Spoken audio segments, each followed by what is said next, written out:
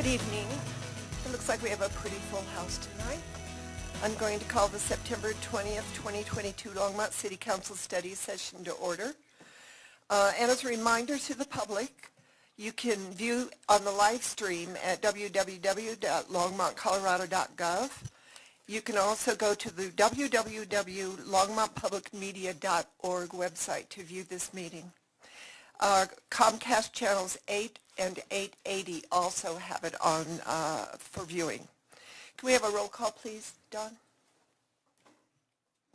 Mayor Peck. Present. Councilmember Dagelfering. Here. Councilmember Martin. Here. Mayor Pro Tem Rodriguez. Here. Councilmember Waters. Councilmember Yarbrough. Here. Mayor, you have quorum. Thank you. Let's stand for the pledge.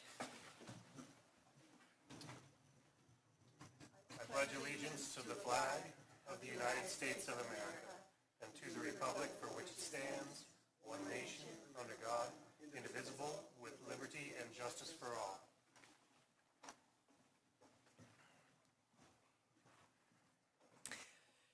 For anyone who would like to speak at Public Invited to be Heard, you will need to add your name or sign to the list outside the council chambers. Only those on the list will be invited to speak. Do we have any motions to direct the city manager to add agenda items to future agendas? Councilor Waters. Thanks, Mayor Peck. We've been through a series of executive sessions going through performance reviews for the city manager, the city attorney, and Judge Frick. So I'd like to direct staff, if we can, on the next meeting, if not the next regular meeting, if we can't do it on the 27th, an agenda item to address compensation for all three of you individuals that we've been in the process of reviewing performance. I'll second that. All those in favor, let's vote.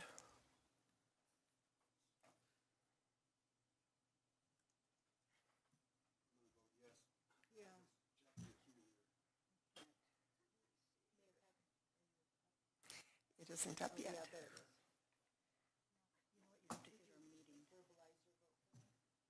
Yes, I vote.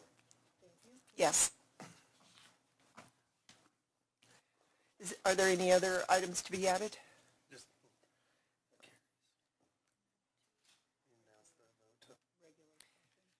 So that vote carries unanimously. I'm sorry, I'm trying to pull up the agenda on my computer as I'm trying to talk at the same time. Not good at doing two or three things at the same time.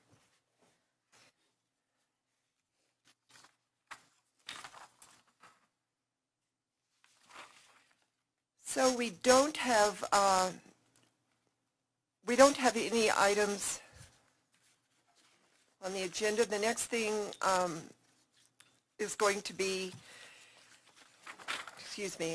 public invited to be heard. So remember that we would like you to state your name and address, and you have 3 minutes to talk. The first one on our list is Brett Sloan.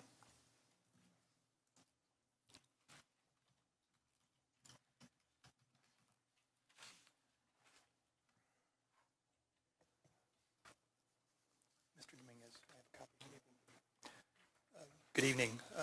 My name is Brett Sloan. I live at 2307 Tyrenian Drive. I'm here to highlight the need for more pickleball courts in Longmont. Some of our club members have previously spoken about pickleball in Longmont and the rapid growth of the sport. The Sports and Fitness Industry Association reported in a recent article that for the second year in a row, pickleball is the fastest growing sport in the United States.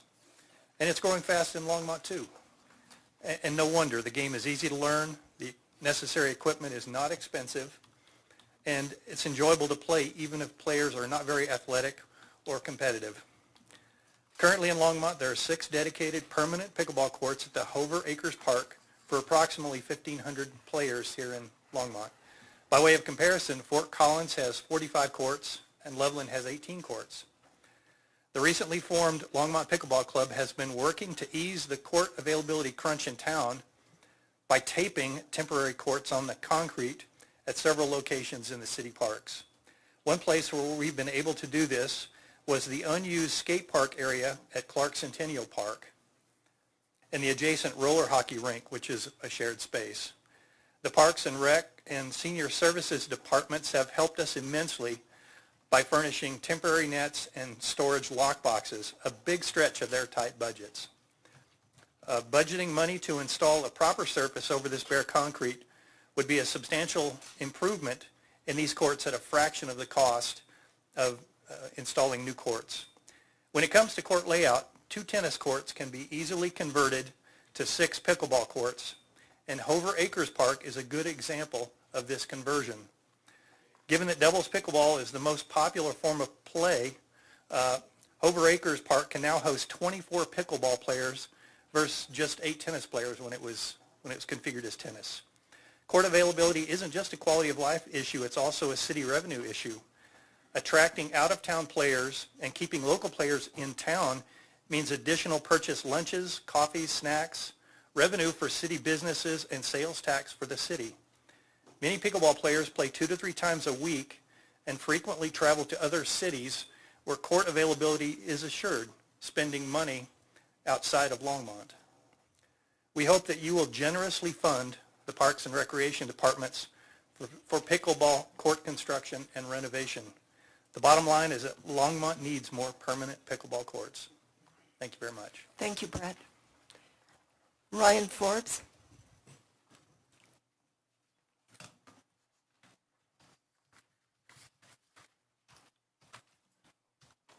Ryan Forbes, 303 Kauffman. Shortly, our executive director, who is the reason I became a member at Longmont Public Media, is going to come up here and give you a lot of reasons why Longmont Public Media could use more funding. I just want to give you one: people. People need to have a voice, and people need to be a part of the community. Recently, several windows were broken in this neighborhood, including at Longmont Public Media. Footage from Longmont Public Media's camera showed a man that was on his own and acted because he had no voice in this community. No one in this or any community should feel that way. We strive to give everyone in this community a voice in a safe and respectful environment.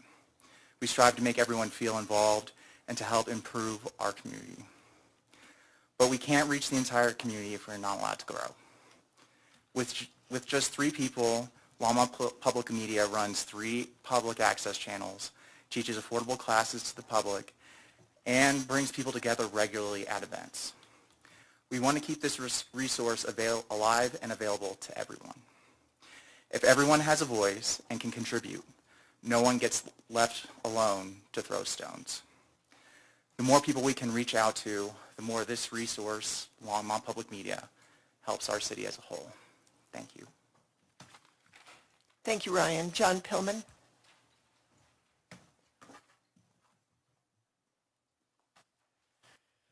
John Pillman, 1303 Spruce Avenue.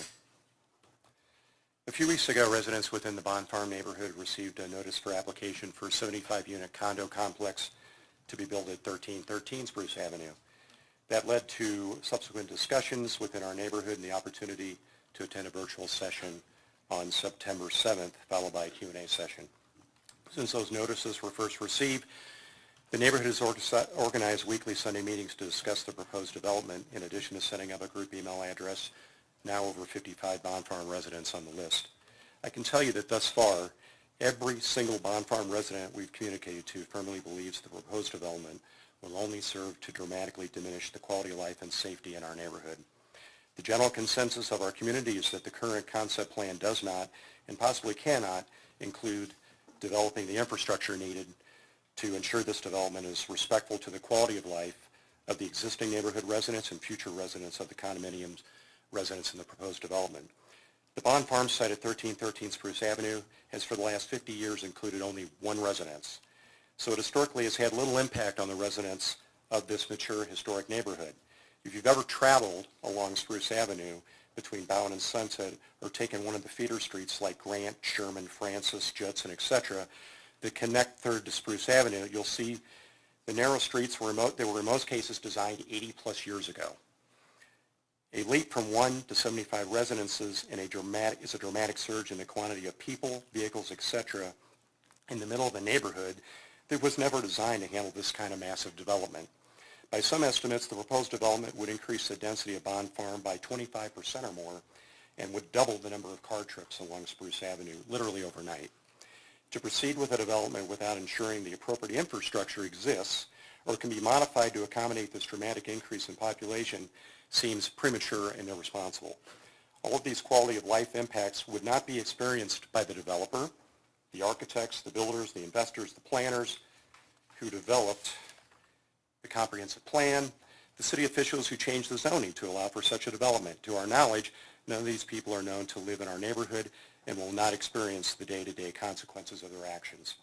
The consequences should this development be allowed to proceed unchecked will be borne by the present and future residents of Longmont's Bond Farm neighborhood, who are quite frankly afraid they will have no meaningful say when it comes to the negative impacts such a development will have to our quality of life, or as the city's comprehensive plan says in section 1.3, maintain and enhance the character of established neighborhoods. Because of these issues, dramatic increase in density, inadequate streets, site access issues, among others, it seems the proposed plan is simply the wrong plan to develop at the Bond Farm site. We propose that with the community, city, and developer working together, we can create a beneficial way to develop this unique island property, one that provides an adequate return on investment while maintaining and enhancing the character of the established neighborhood. Thank you. Thank you. Michelle Bennett?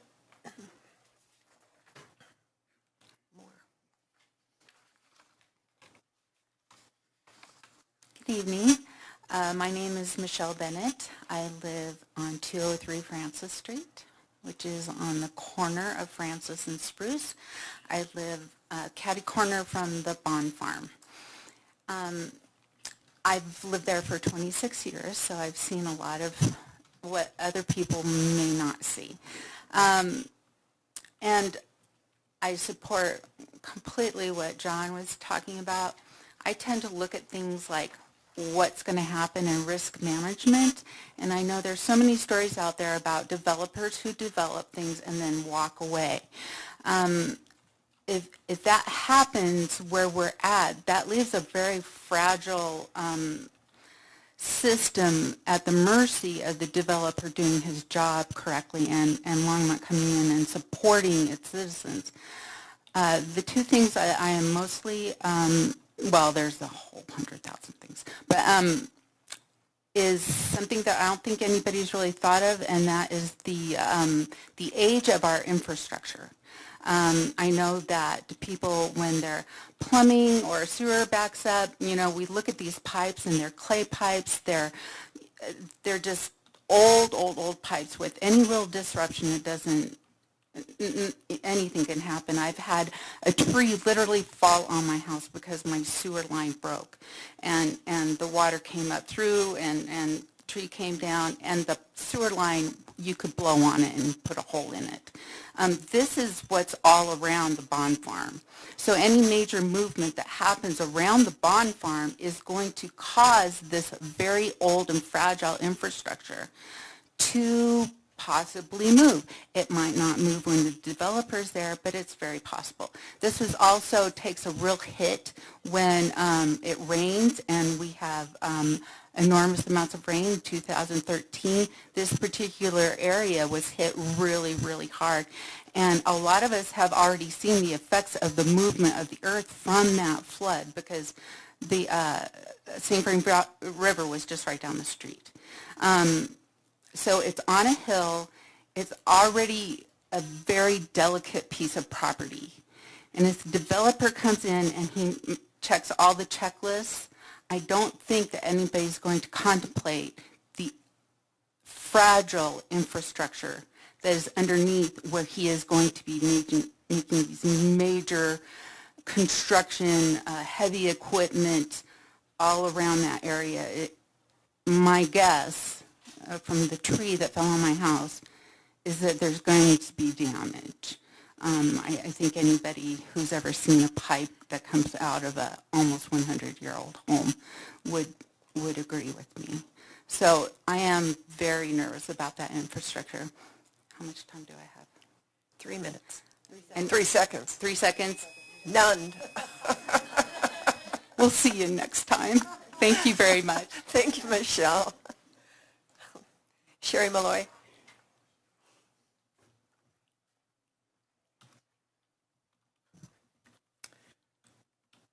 Sherry Malloy, 1632 Sherman Way. I'll be out of town for the public hearing about the budget, so I'm speaking tonight. Stand with our St. Vrain Creek organizers requested a meeting with Natural Resources recently where we asked several questions. With all the recent staff attrition, I asked, is Natural Resources fully staffed and adequately staffed? It was only then that we learned that NR had requested 6 FTE and that none of these positions have been recommended. I'm here to speak to these positions and also the process for determining FTE recommendations. Due to excellent fiscal management, Longmont is doing quite well financially, even better than before COVID. This good financial picture means staff is recommending almost 29 new positions and increasing pay to better retain our fine city employees. These new positions include 8 in public safety, almost 2 in art and public places, over 2 in recreation, and others like the neighborhood program, broadband, sanitation streets, and many more, 29 in all, yet NR gets nothing.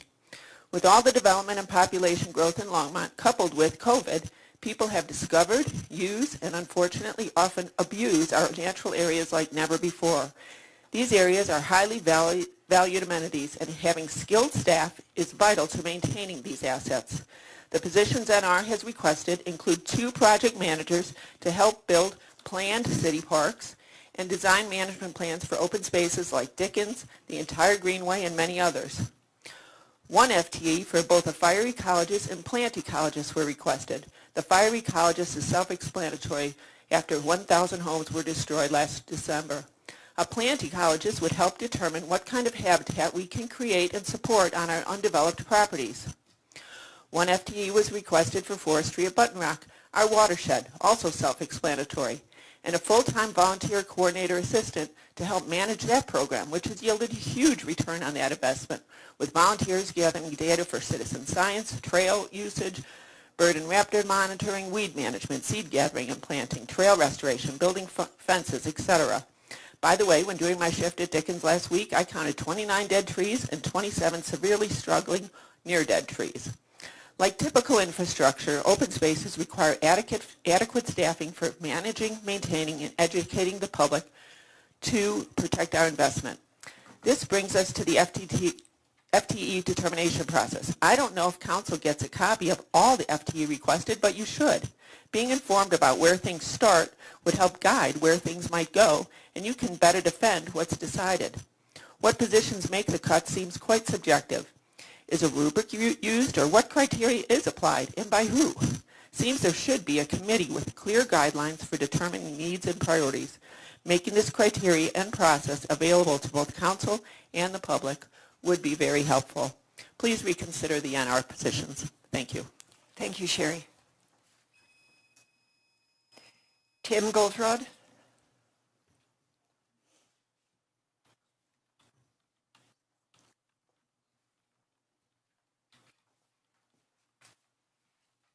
Good evening. My name is Tim Goldraud. I live at 1885 3rd Avenue, and I'm here to speak about the Longmont Public Media.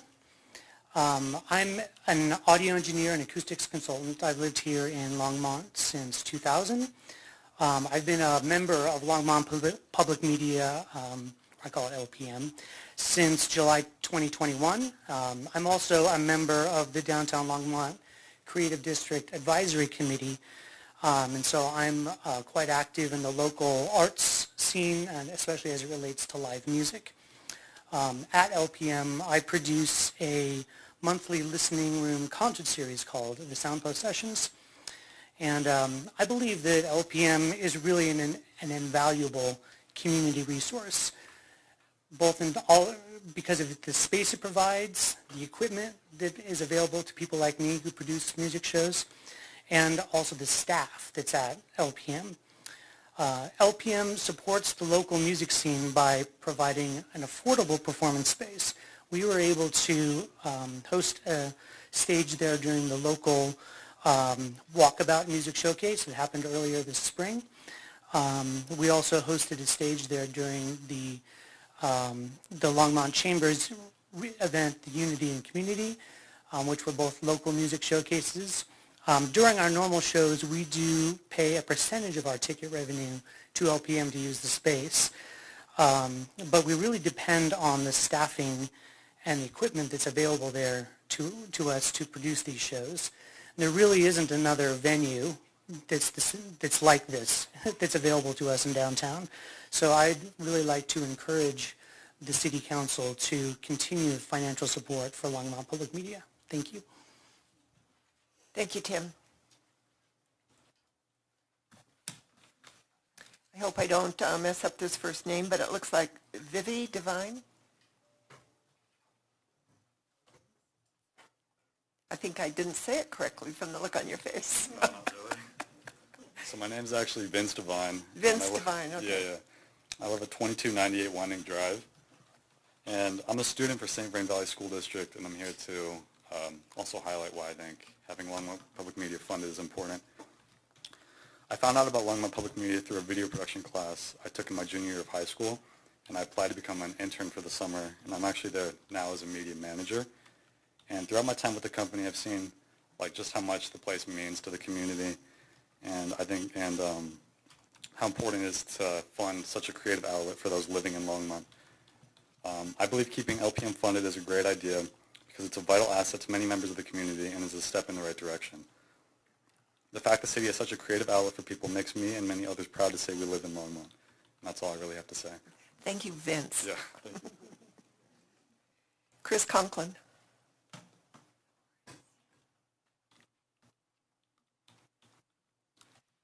My name is Chris Conklin. I live at 234 Francis, which is in the Bond Farm. I just want to follow up what John Pillman said. The very first part of a pre-application to develop that property is a neighborhood meeting. The meeting is required no less than 21 days before. The letter was sent to us on the 18th. We got a meeting in the neighborhood and requested that the meeting be held in person because it was going to be online.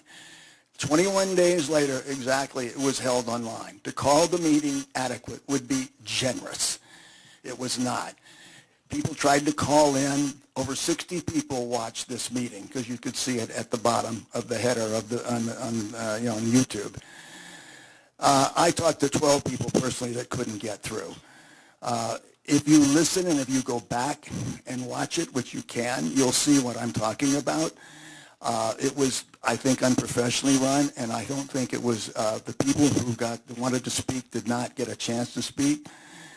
If I'm not wrong, I think the City Council, it's in their interest and it's in their job description to ensure that the people of Longmont, the citizens of Longmont, have a chance to voice the concerns. We have a concern.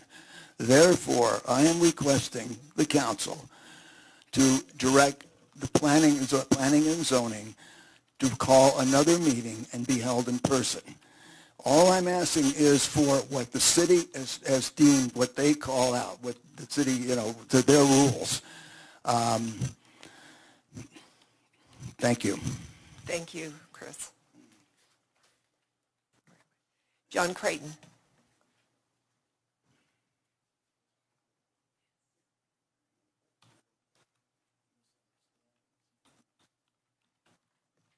John Creighton, 328 Pratt Street.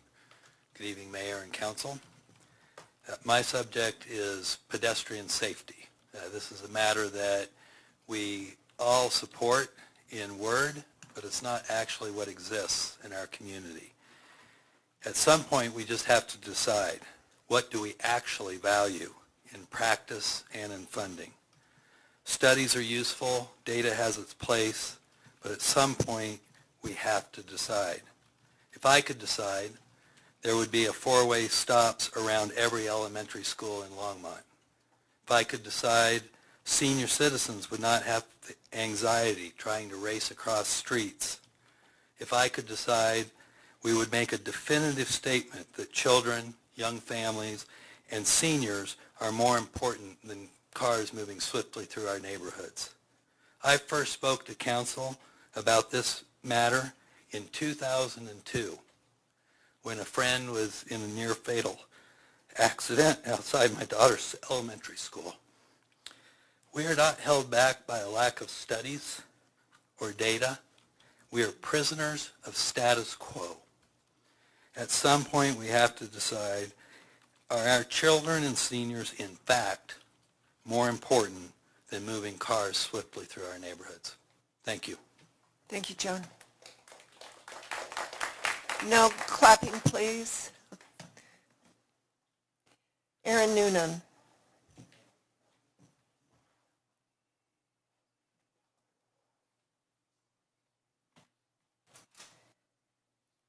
Good evening. My name is Erin Newman, and I live on 831 Martin Street. I've been a proud member of the Longmont community here for 3 years. I'm here to support Longmont Public Media and reaffirm all of the good this organization does for our community. It enriches the diversity and entertainment opportunities of our peers while establishing Longmont as a uniquely inclusive and creative city. I support LPM being fully funded in the upcoming fiscal year. Thank you very much. Thank you, Erin. Teresa Shaheen.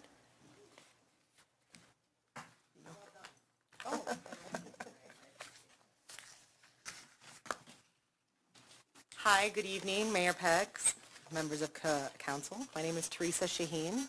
I co-own actually Deluxe Barbershop at 459 Main Street, and we've been in business for 11 years. I have been a block captain for the 400 West Side for the last 8 years, and Longmont's a wonderful place to live and work.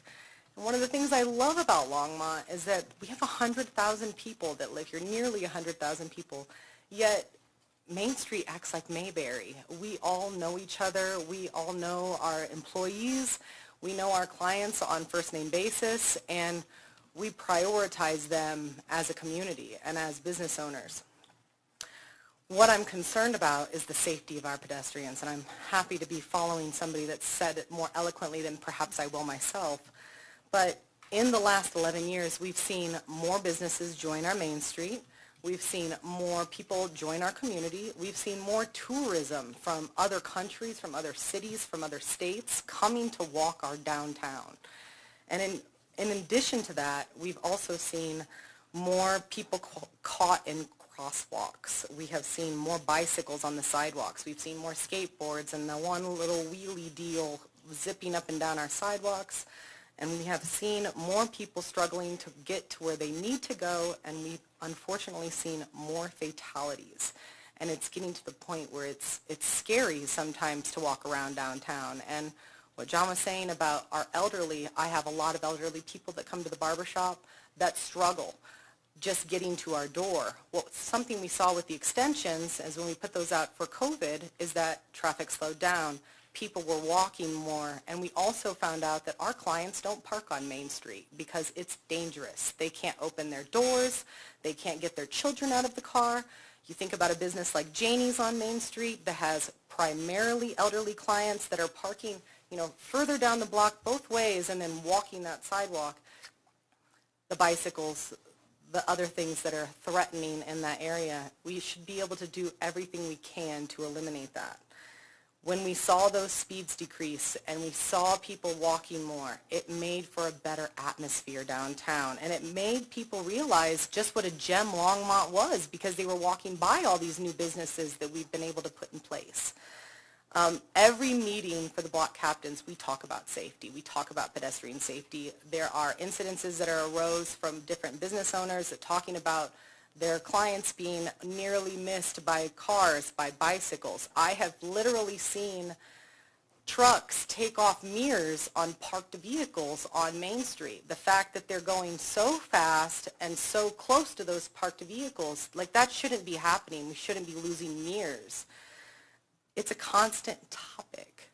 And I'm not sure what all the answers are, but we have a downtown master plan that needs our focus again. We have to come back to those points and see where we can make positive change.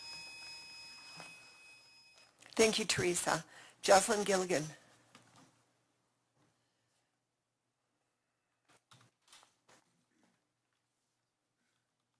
Hi. I'm a little nervous, so sorry. My name is Jocelyn Gilligan, and I live at 920 3rd Avenue in Old Town Longmont, and I'm here to talk about pedestrian safety as well. I'm actually here representing a large group of parents with young children that live in Old Town, and we feel like the streets are not safe for our children. and I think they continue to get worse. And I think as Longmont continues to grow, we want to see the city prioritize pedestrian safety so that we all can feel comfortable letting our children walk to school every day or to the park or their friends' houses. I don't think this can be fixed by simply adding a crosswalk. I think this is a citywide shift that we need to make to prioritize the safety of the most vulnerable members of our community, like my children. So, thanks. Thank you, Jocelyn. Shaquille?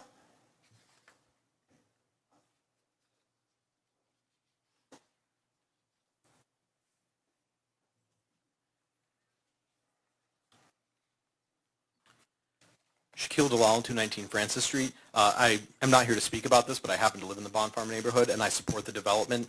I'd support it even more if it had more units and had fewer parking spaces, which is also good for pedestrian safety. What I am here today is to speak about is my voice of support for increased funding for Longmont Public Media. I do so not as a member of its board, but as a resident of the city and technology entrepreneur who is deeply concerned and interested in the topic of literacy. We're in the midst of a technological revolution in literacy. For hundreds of years, most detailed communication from letters to the editor to technical manuals and specifications have been written down in words. That will not be true in 50 years, and it might not even be true in 20 years. What the movable type printing press did for the written word, the proliferation of smartphones is doing for video and audio media. It's a generational shift evidenced by the popularity of streaming videos, podcasts, and social media with lots of young people. It's also a technological shift that our society has done a poor job of preparing people for, and you only need to look at social media to know that that's true. Longmont Public Media is a truly revolutionary organization with truly revolutionary goals. As a media makerspace, it is making the professional tools of media production available to the general public. It's democratizing the tools of high-quality, high-value-added media production. In doing so, it's changing the model for literacy education. For now, its members, soon for the city, and hopefully its model might propagate across the country. In providing that media literacy education, it helps people look behind the veil and better understand the media they consume and the agendas that it might contain, whether they agree with them or disagree with them. It'll also allow Longmont to tap into the community benefits of being able to produce and distribute that media in the way that print newspapers and pamphlets did at the founding of this country. I would urge Council to act with the same vision and spirit as the creation of Nextlight, laying a foundation for decades of prosperous Longmont. Thank you. Thank you, Shaquille. No clapping, please. AJ Silva.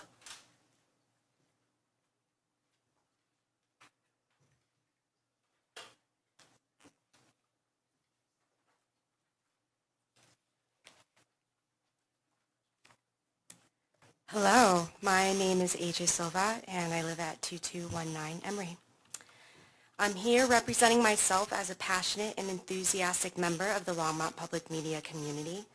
I'm an event coordinator and vendor manager who lives in the area, but who often finds my work takes me way outside of Longmont, often working strange hours.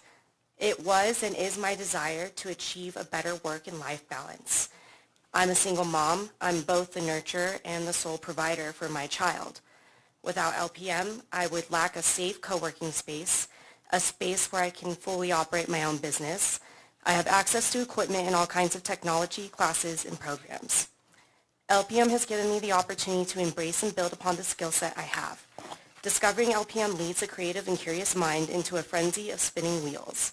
The possibilities for how LPM can be utilized by the Longmont community are vast and could be hardly fully expressed in just 3 minutes.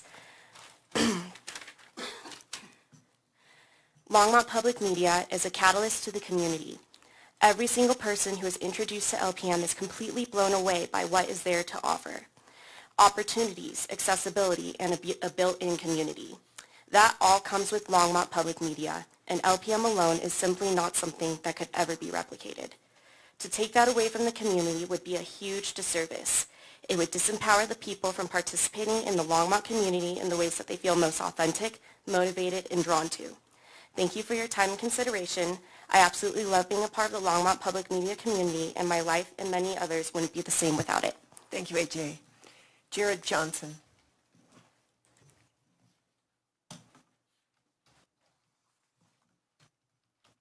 Hello, Council.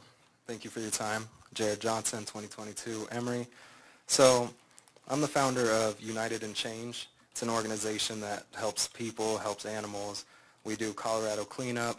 We go out, we clean up areas that are desolate. They've been almost abandoned by cities. They've just been destroyed. I've got an event coming up in December, Toys for Tots, that will be held at Longmont Public Media. So my passion is just helping people. My passion is making a change for good. And the only reason I stumbled upon this community is because of Longmont Public Media. My events they should range from 500 to 2,000 people, depending on which event it is, which is just going to bring more growth to this city. It's going to bring more people. It's going to bring more tourism down Main Street. It's going to be able to bring people that'll fill any type of condos or any type of apartment buildings or anything that's being built. And it's just going to bring more like-minded people to this community. More people that want to help, more people that want to change, and more people that want to just better this community. So I feel like without Longmont Public Media, we're really doing a disservice to Longmont in general, because the more people we can bring, the more people that see just how amazing all of you people are, how amazing the community is, how amazing Main Street is. Like we heard before, it is, everybody knows everybody. Everybody's peaceful here. Everybody's positive, and everybody just seems to share that feeling of community here in Longmont. And that's not something I've seen in Greeley, Colorado, where I'm originally from. It's not something I've seen in Denver, Colorado, where I moved before. And it's just not something you see really anywhere but Longmont. And without Longmont Public Media, I really feel like we're not going to see as much tourism. We're not going to see as many people here. And we're not going to just see this positivity grow. So I really want you guys to take that into consideration as we discuss the funding for Longmont Public Media. And I just hope that you all want to see the same growth and the same change that I do. Thank you. Thank you, Jared. Erin Horde.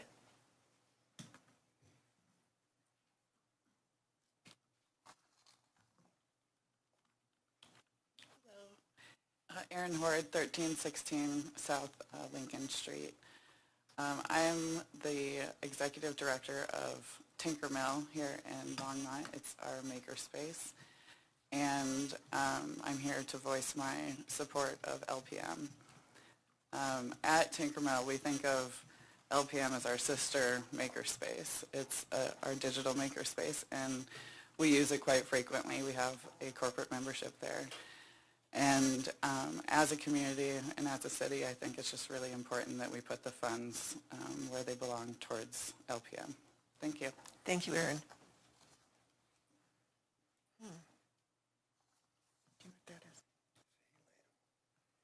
Faye Latham. Faye Lamb. Is that better?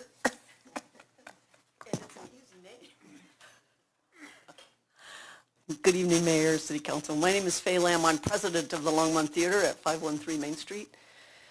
Tonight I want to talk about the high speed and on Main Street and the safety of the pedestrians, because we're concerned. The theater sits, for those of you who don't know, on the west side of Main Street, and across the street we have food and drink, we have the Alleyscape, we have 2 clothing stores, we have a hair salon, food and drink again. We have candy and ice cream, and we have a bookstore, and hopefully donuts again by Christmas. On this side, on the right side, we have crack pots, then the theater, and then we have the distillery. The patrons who come to the theater come out of the new parking garage down the alley space, and they come to see live theatrical stage productions. They may come to see movies. They may come to a private event that they booked or that we booked. Our concern is the high speed, not only on the Main Street, but on the sidewalk. The semi-trucks, the RTD buses, the huge, heavy tow trucks are coming through at an unbelievable speed. And I know that most people think about 9 to 5. We're talking around 6:30 to 9:30. You will not believe the speed. The semi-trucks rattle the glass in the theater lobby, and they shake the building if you're upstairs. We're concerned it might break. The non-pedestrian friendly sidewalk, we've had 2 pedestrians hit by bicycles. The distillery has had 1. I almost got leveled by a skateboard the other day in the afternoon, and there's no control. I'm not sure what's happening. I'm not sure why speed is increasing all over, whether it be the sidewalk or the main street, but we're clearly concerned for people's safety. I went to cross the sidewalk the other day, the crosswalk. I got stuck in the middle. I could not cross. I'm there in the day. I have to go get my food and bring it back. I could not cross. I waited, and finally when the light changed, I got across. For the first time, and you have to know me to know that this is unusual, I was afraid. I was scared. I had a fear. I thought, what am I doing standing in the middle of this street and I cannot get across? People, they do not stop. I'm not here to complain. I'm here just to bring it to your awareness. I'm here to offer volunteer services of myself or of the theater, however we can help. There's a lot of data and a lot of research that goes into a city that shares a main street with a state highway. I know that. Maybe you need our documentation. Maybe you need our comments. Maybe you need a camera on the theater marquee that shoots onto the crosswalk and shoots onto the sidewalks, especially at night, to see what's going on. I think that we probably could do that. I worry about blinking lights on the crosswalk now because the speeds are so fast. Thank you for all you do, and thank you for attention. Thank you. Thank you, Faye. Thank you. Gail Sundberg-Douse.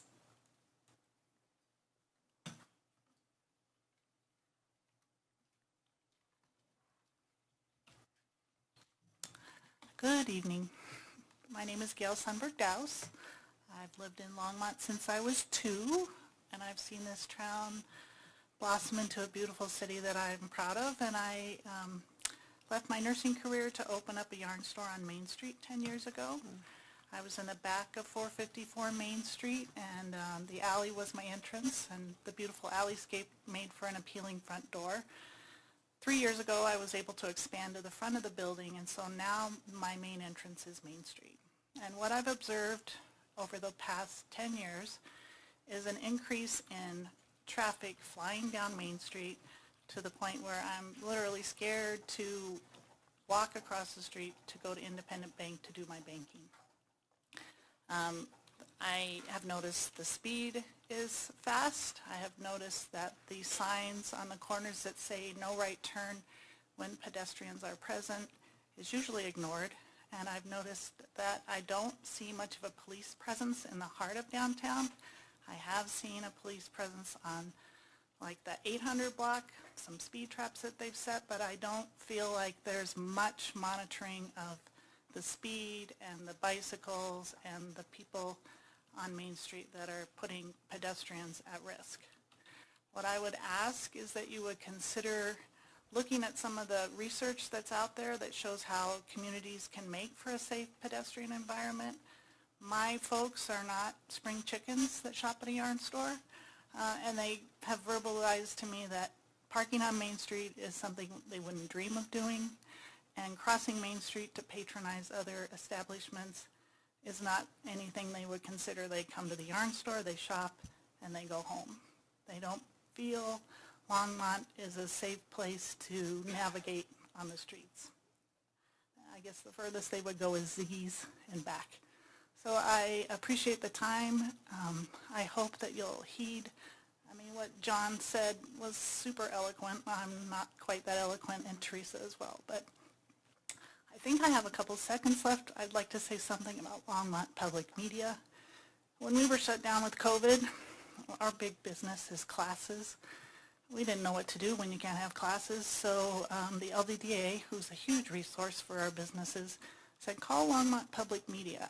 And I got great support from Scott Converse, showed me how to set up a green screen, showed me how to make my business continue to exist and grow by doing classes through Zoom. So I wasn't here to support Longmont Public Media, but I feel like I have a minute to say thanks to the work they've done, and I hope we can continue to support this organization. Thank you very much, Gail. Ruby Bowen. Ruby Bowman.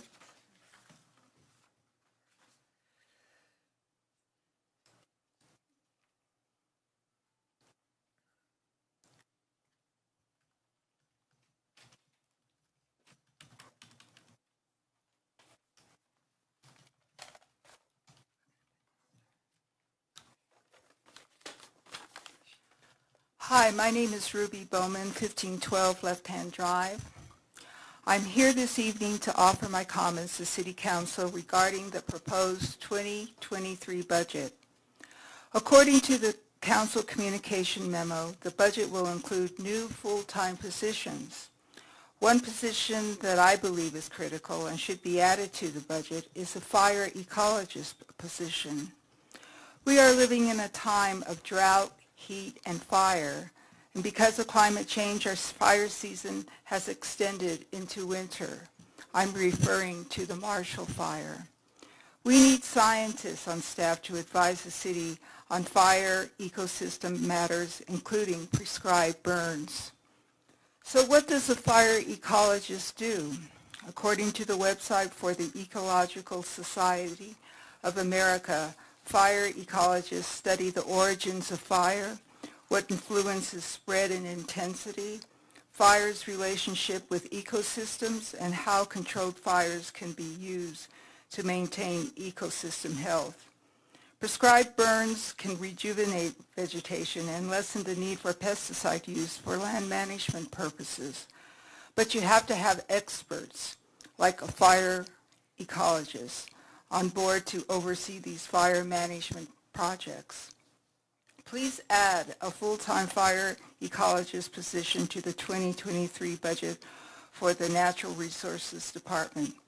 This particular position didn't make the cut during the budget process, and it should have.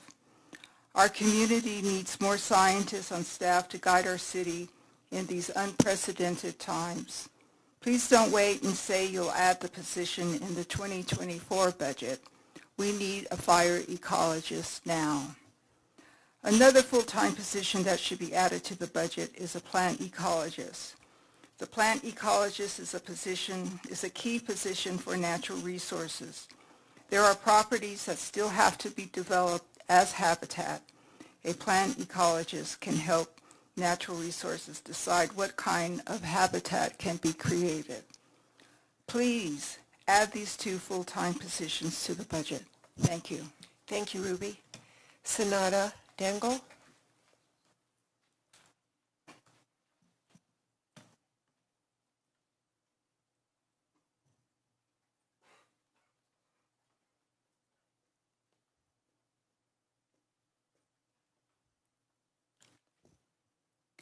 Hello, my name is Sunanda Dangle, 2038 Red Cloud Road. I am an event planner, and I came across LPM, which supported not only to uplift my events, and because I'm from Nepal, it was very vital for me that I was able to reach more than my potential crowd. So I'm referring this to the event that I did in Longmont Museum. I literally had not even 3 months to prepare that event, but with the help of LPM, I was able to gather more than 500 people in that event, and which was, although it was a short period, I was able to get to the public just because I was able to get help from LPM. So I think it is really crucial, not only for the event management, but for all the people of Longmont to voice our opinion and to reach out to public. I think it's very, very important. And as you know, you guys are doing this live, reaching out to many other people who are not only in this room, but to all the people who are interested to learn about Longmont or any other topic. So I think it is really, really important that we should continue support to LPM. Thank you. Thank you, Sananda. Lance Whitaker.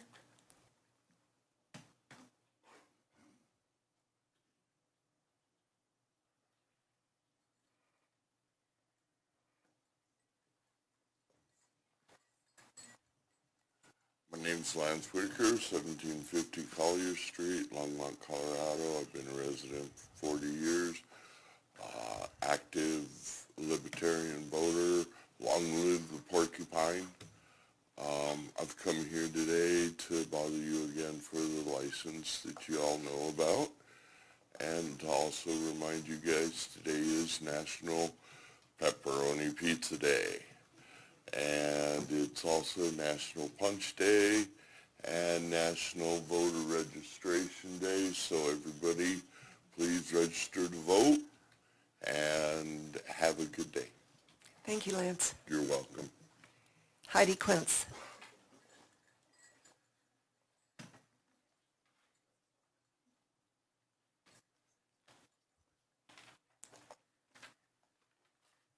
Good evening, Mayor, City Council. My name is Heidi Quince. I live at 911 Venice Street. I own a Simply Bulk Market at 418 Main Street. We've been there, I've had the business 6 years, but it's been there for 12 years. I've lived in Longmont over 20 years, and I love living here. I love how attractive our downtown has become in the time I've been here, especially to visitors from out of state and even within the state. And I'm here to talk about vulnerable road users in Longmont, particularly near downtown. A dear friend of mine and of the community was killed walking in his neighborhood. This should not happen. We are all pedestrians first. We should be protecting each other because we are all vulnerable road users every day. We shouldn't be afraid to walk or let our children walk through our neighborhoods. I think a number of improvements need to be made to make pedestrians feel safer. And I believe two of our highest priorities are, one, enforcing the traffic laws, two, not prioritizing cars and drivers hurrying through town. I live 1 mile from downtown, and I walk or ride my bike every day to Main Street and back. On every trip, I see countless drivers running stoplights, not stopping at stop signs, driving too close to cyclists and pedestrians, ignoring pedestrians and crosswalks, and worst of all, speeding to get through our neighborhoods quickly. Speeding. I got pulled over for going 27 miles on Main Street because the police wanted to bring their numbers up for click it or ticket. 27 miles an hour. I was not the dangerous driver. It's those drivers going down Main Street, 9th, Kimbark, throughout downtown that are endangering vulnerable users. All of us when we are walking. We're all pedestrians first. I said this already, sorry. I believe our police force should play a larger role in keeping us safe by enforcing laws already in place. And in addition, traffic lights should be engineered to slow down drivers, not pedestrians. Another issue I have on Kimbark, and apparently they put one near Pratt because of the pedestrian that was killed. The speed monitors, whatever, on Kimbark. I walk on that street all the time. Drivers drive, they speed, it says slow down. That data is not kept. Nothing is done about speeders on those streets. We need to protect pedestrians. The city did a whole lot of work, that intersection at Kimbark and 6th. Yes, it's lovely. Drivers drive into the intersection, blocking pedestrians. They don't care. They try to get through that intersection. Put in a stop sign, a four-way stop sign, more of them on Kimbark, because drivers are using that street to get through town faster. Thank you for your time and for your attention. Thank you, Heidi. Howard Zamimba.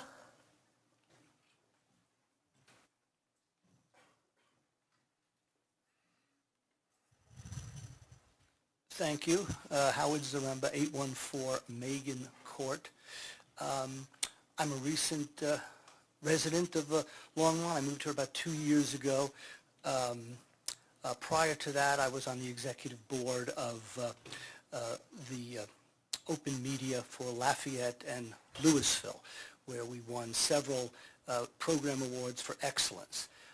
I'm here to promote and support Longmont Public Media. I've become a member and a volunteer, and I've also produced some programs here and been very impressed with the quality of the equipment, the facilities, and the staff, which somehow managed to do so many things. It's remarkable. Longmont, as you know, is becoming well known as a progressive and cultural city. You want to be able to support your channels of communication. Media is our cultural window to education and education, the arts, culture, etc. And I think that the city does well to support an operation like Longmont Public Media. Thank you. Thank you. The last one is, and I am not going to say this name correctly, the last name is Giddings. Okay, thank you. Joanna, now it makes sense. Hello. I'm not a resident of Longmont, but I'm a business owner here. My business is at 332 Main Street inside Old Town Marketplace. It is Obra Arts Studio and Gallery. It is a working arts studio. It is a bilingual studio. I'm here to support Longmont Public Media. I also am board president for East Boulder County Artists Organization. We run the studio tour in town. And I also am an instructor for the Firehouse Art Center. I teach their bilingual art attack program through Casa de la Esperanza. I wanted to tell the story of what happened at the beginning of the pandemic for us. Elaine Waterman at the Firehouse and I got together asking each other what we can do for kids in the community. And through LPM, we were able to film. They helped me learn to film and to audio record and to video edit a class, a bilingual art class for kids that we aired during the pandemic. Additionally, LPM has helped us at Old Town Marketplace film some of our community events. The Pine Car Derby and some of the art openings that we've held there have been filmed by LPM. So I would like to express my support and just the fact that it's such a treasure to the community. Thank you for your time. Thank you, Joanna. So that is the last of the public invited to be heard, so I'm going to close it at this time. Do we need to take a break? Let's take a 5-minute break.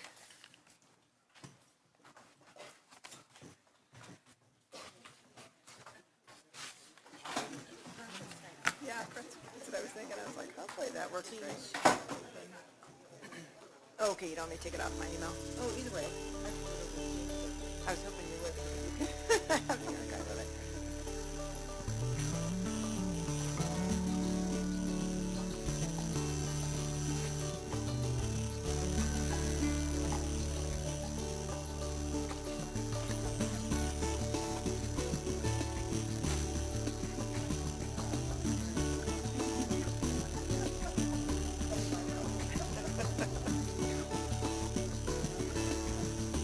Some pretty passionate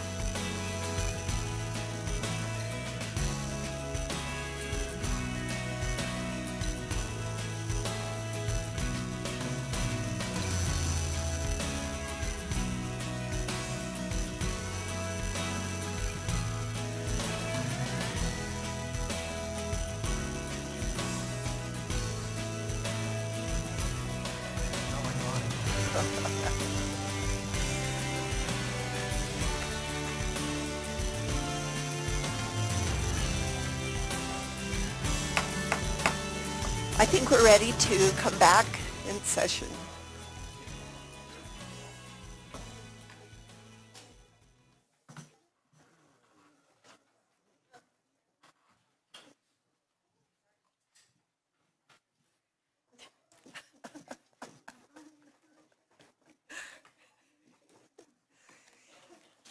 We're now at the part of our agenda where we're going to have a special report and presentation by Boulder County Commissioner Marta Lochemin.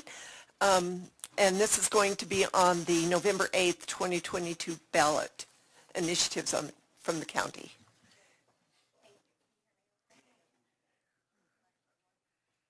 Right side? Okay. How's that?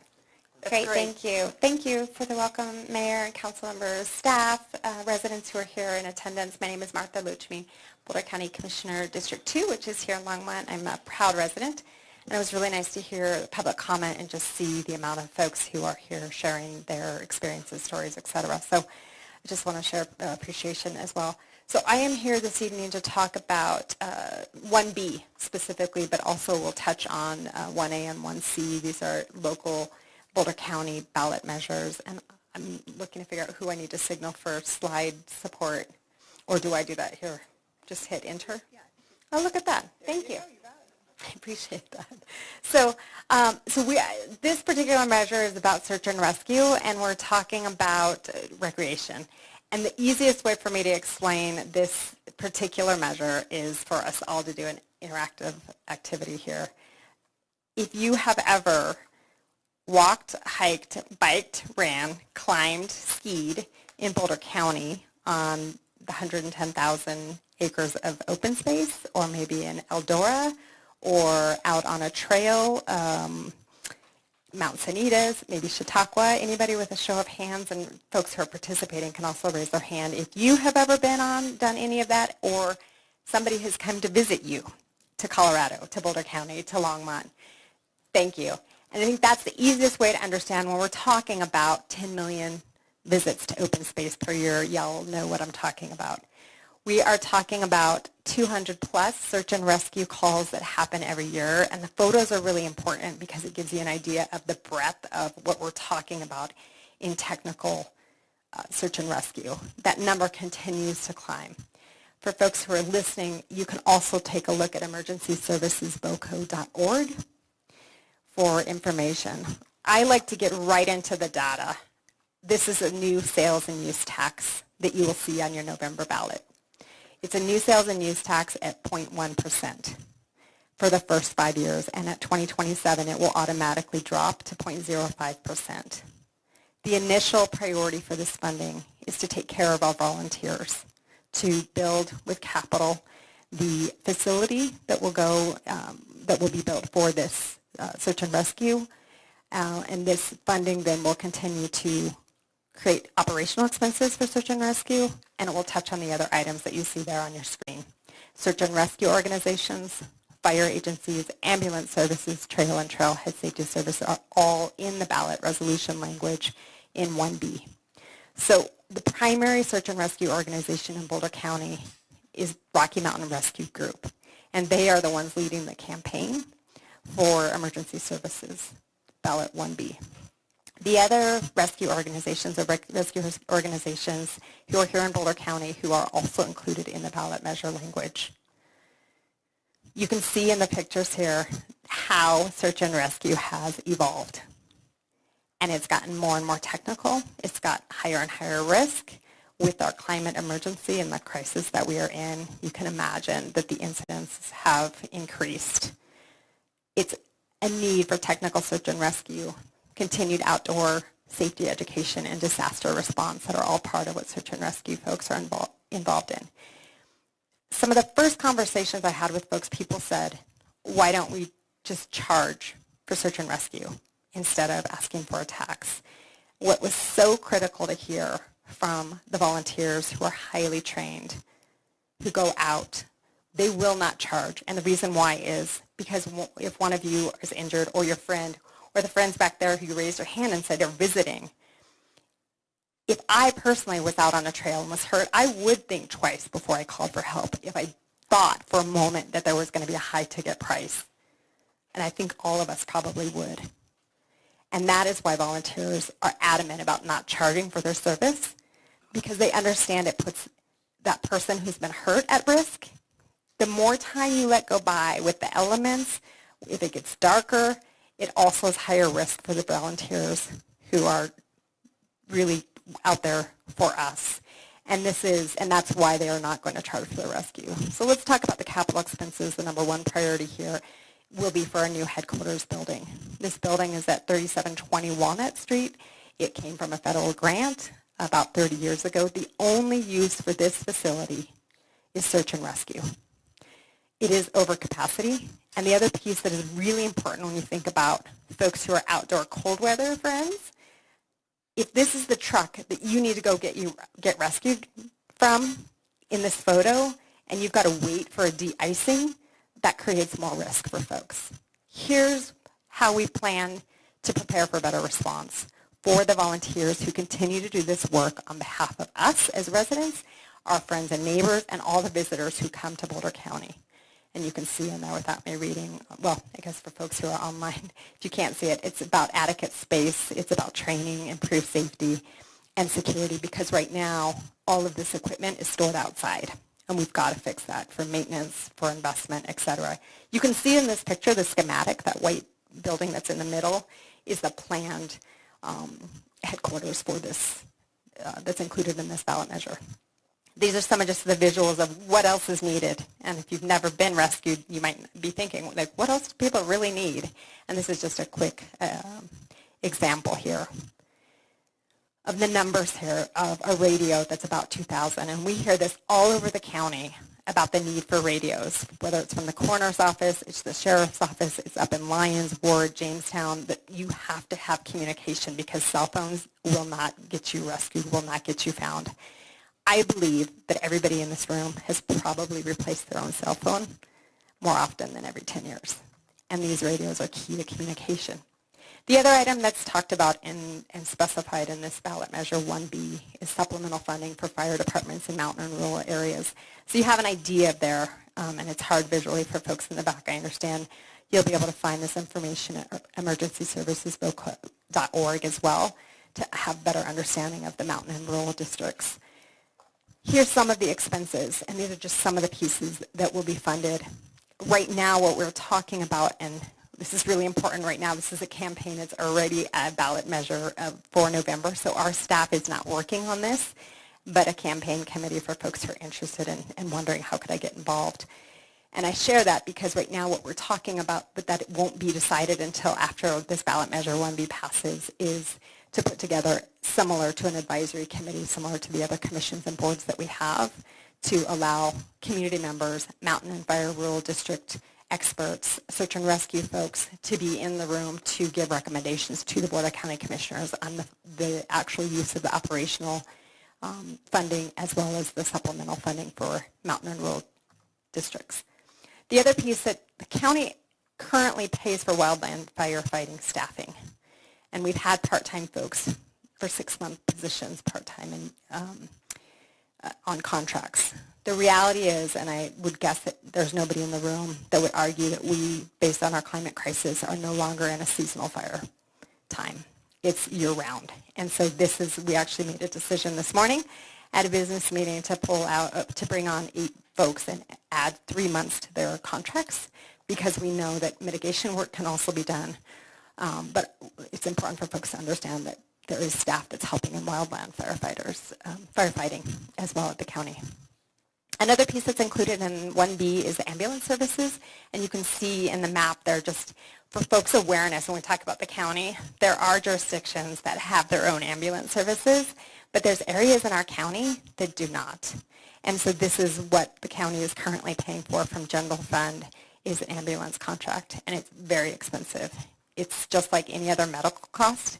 It's like health costs, unfortunately, and there's an example there from our RMR, the Rocky Mountain Rescue Group, of what we're seeing, and we're anticipating, based on what we're hearing from AMR and other ambulance servicers, that in the next 5 years, that contract cost will be over $1 million just on its own, to be able to provide service to our mountain communities throughout Boulder County.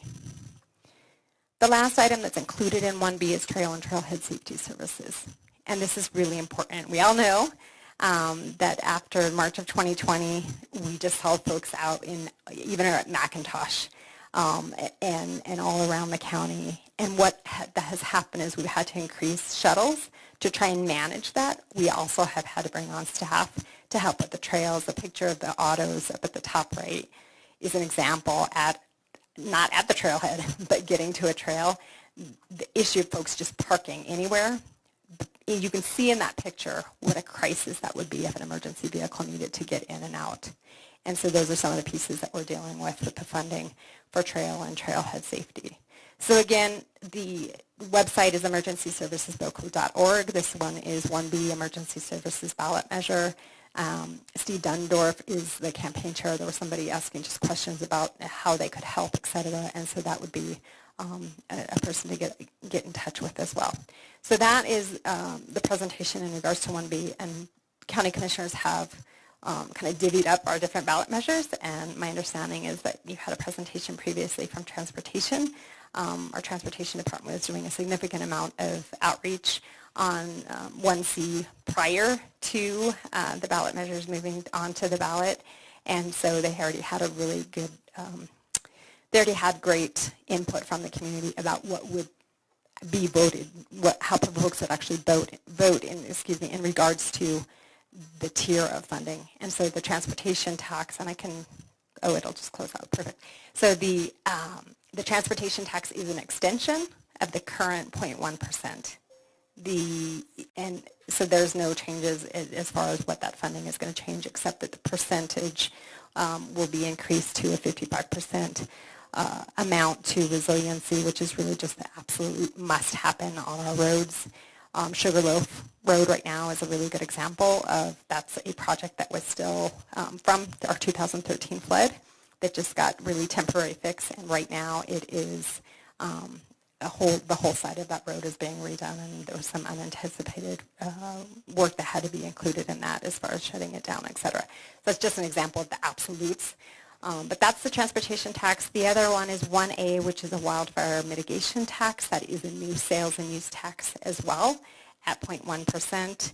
And that funding will be moving what we use at the county as wildfire partners up in the mountains. That work has been going on for a really long time to help folks understand how to care for their property up in the mountains, and we're moving that work into the plains. We've also been receiving grants and announced another grant application this morning. There was a previous $1 million grant with CoSwap. The one this morning was for $250,000. And so the hope is for that funding to create funding that would take care of that issue for us at the county level to be able to extend that wildfire partners work into the plains and out to Longmont and eastern Boulder County. So those are that's the quick summary of 1A, 1B, and 1C. But I appreciate you all giving us some time to be here so that you can ask questions as well, and I'll do my best to respond and take some notes if there's something that I don't have an answer to. Thank you, Marta. I really appreciated the PowerPoint. Those pictures brought it home, so thank you for that. Do we have any discussion from counselors? The other thing that I'm looking for is a motion for a resolution to support these two ballot measures. So it's been moved by Councilor Yarbrough and seconded by Councilor Hidalgo-Ferring to have a resolution to support the fire mitigation and the EMS, the emergency services. Emergency services. So that would be 1A, no. 1B and 1C. 1C, okay. Thank you. Glad you're here to make No, that I'm very so sorry. clear. You're right. That's Wildfire is fine. 1A and emergency services is 1B. And so I just want to clarify because 1C is another current local ballot issue, but I heard the two, so just to make sure. Okay, great. And I'm not sure if I'm supposed to be in that part of the conversation or not. But. Okay, so let's vote. I didn't get it up on my screen again, so I'm a yes. Oh, you haven't? I'm still a yes.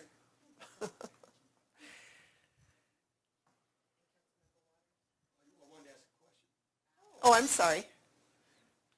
Councilor Waters. Thank you, Mayor Peck. Thank you, Commissioner Lochamin, for your time tonight and your presentation.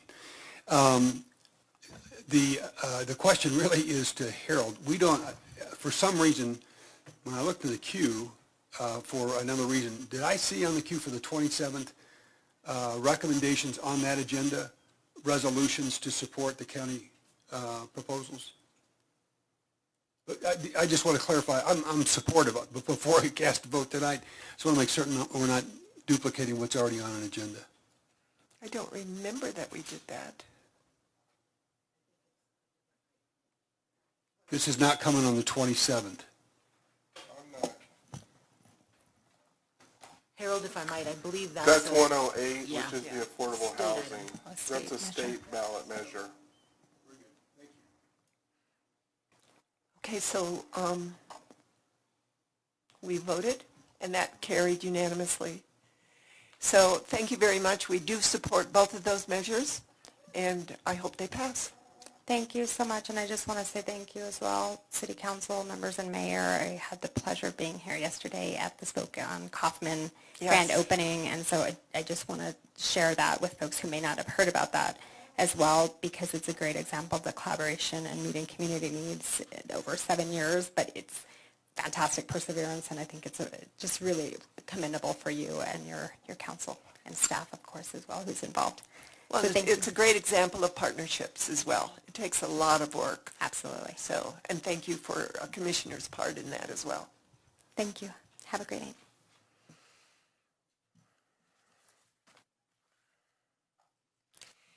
So we have one study session item, and that is our 2023 budget discussion.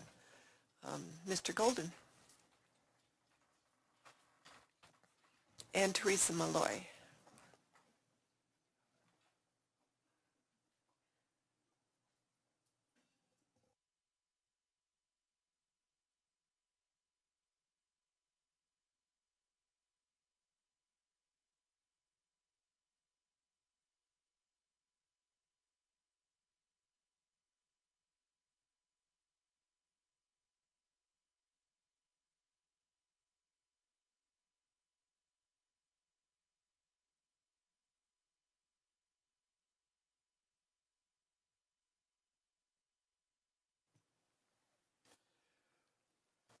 Mayor Peck, members of council, I'm Jim Golden, the Chief Financial Officer.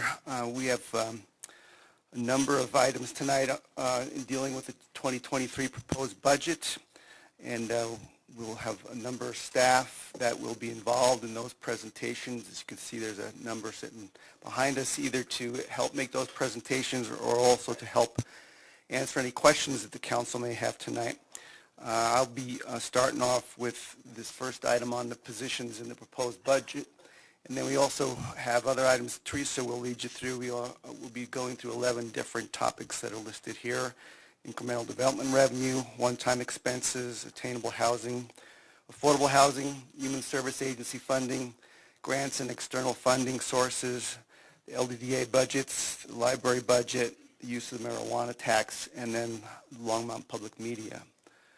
So first, as far as the proposed positions being added in this budget, there's 26.875 new FTE proposed throughout the whole of the city budget.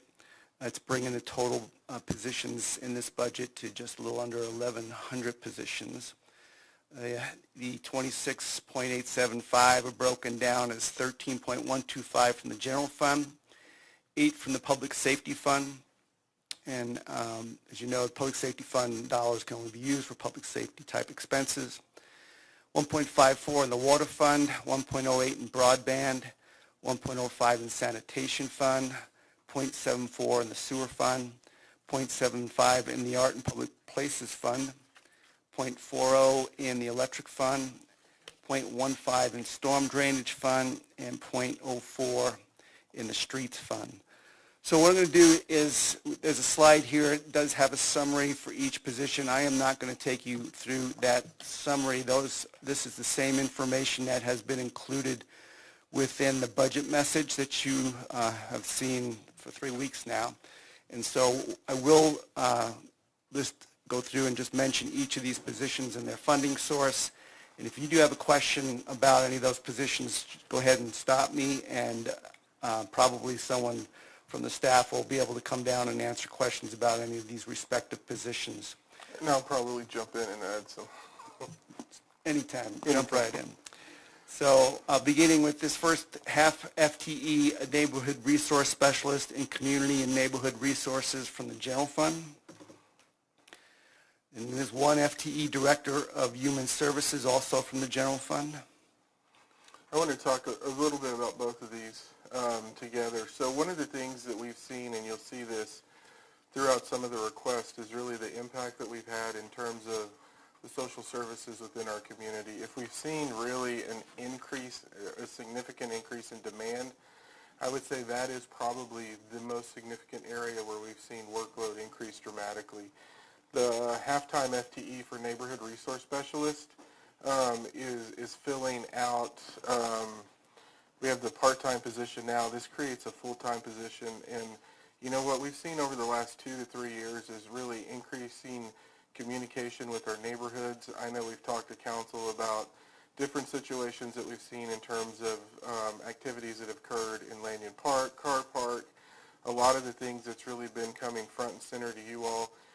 This team has really been the lead on dealing with those neighborhoods and working with the neighborhoods in conjunction with our staff to start attacking whatever situation that is occurring within the neighborhoods. The key piece on this one is, as we continue to look at this, is really the component of attaching to the neighborhood impact team and really coordinating our work as an organization. So we're bringing all of our resources to bear when we're dealing with these situations, and it's just an ongoing, we just see more and more every week, and so we just needed to focus on this. In terms of the Director of Human Services, you read the background in this. As we've gone through different changes within the organization and we're evaluating positions, what we really found was that in looking at our ability to hire positions, ability to bring someone in, understand the learning curve, and really bring focus, this also directly to the human services that we provide, we needed to untether some work. And so what you'll see in this is we used the money that we had as part of Karen's position to fund a position that's focused on recreation, library, museum, and cultural services, and then needed to really have something focused on the human services, again, because of just the amount of work that's continuing to develop. We move on to one FTE librarian, one in the Library for Children's and Teens, and one FTE recreation program coordinator in rec and senior services. Both of these are from the general fund. You have 2.25 FTE aquatic facility leads. So what we're doing there, these are 3 30-hour positions, and they're replacing some temporary pool managers. So we're using dollars that were already some dollars that were already budgeted for temporary wages, and we've then replaced these with 3 30-hour positions. And then we have one FTE senior assistant city attorney.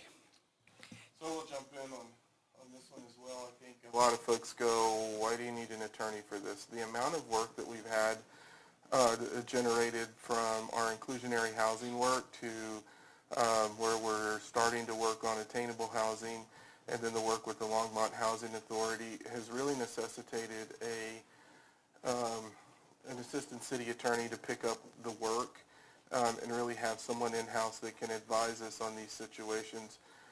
They put a lot of detail in there, but I can give you an example over the last 2 days where we've had 3 to 4 issues develop, and having the ability to have an attorney with you as you're working through those issues, because you need to move with pace, is incredibly important. And when we look at council's focus on housing, we just know that that workload's going to continue, especially as we move into the attainable housing world. Can I ask a question on the first bullet point you've got? I understand hiring aquatic managers. That's a good thing. However, I don't see anything in the budget for lifeguards. and it seems like we need to get those pools open longer hours. How is that going to work? Are the managers going to hire the lifeguards? We've actually been making progress on the lifeguard front. The challenge is actually not having the pool managers so that you can open it. And so as they presented this information to me, what they conveyed in the budget process, and Jeff, you can correct me if I'm wrong, but no, he's nodding yes. When we had that presentation, it really was needing the pool managers to provide that broader oversight. That really has become the biggest issue for us now. Okay. So you can have all the lifeguards you need, but if you don't have this position that's ultimately responsible for the health, safety, and welfare of the individuals at the pool, then it becomes more of a challenge, and this really kind of will get at that issue. Oh, great. Thanks for that explanation. And I believe the lifeguards, there's temp wages for that. It's filling the position is what was the problem mostly. So.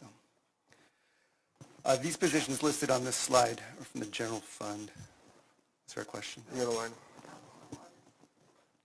Thanks, Mayor Peck. I was going to wait, and I'm going to weigh back in when we get to the end of this.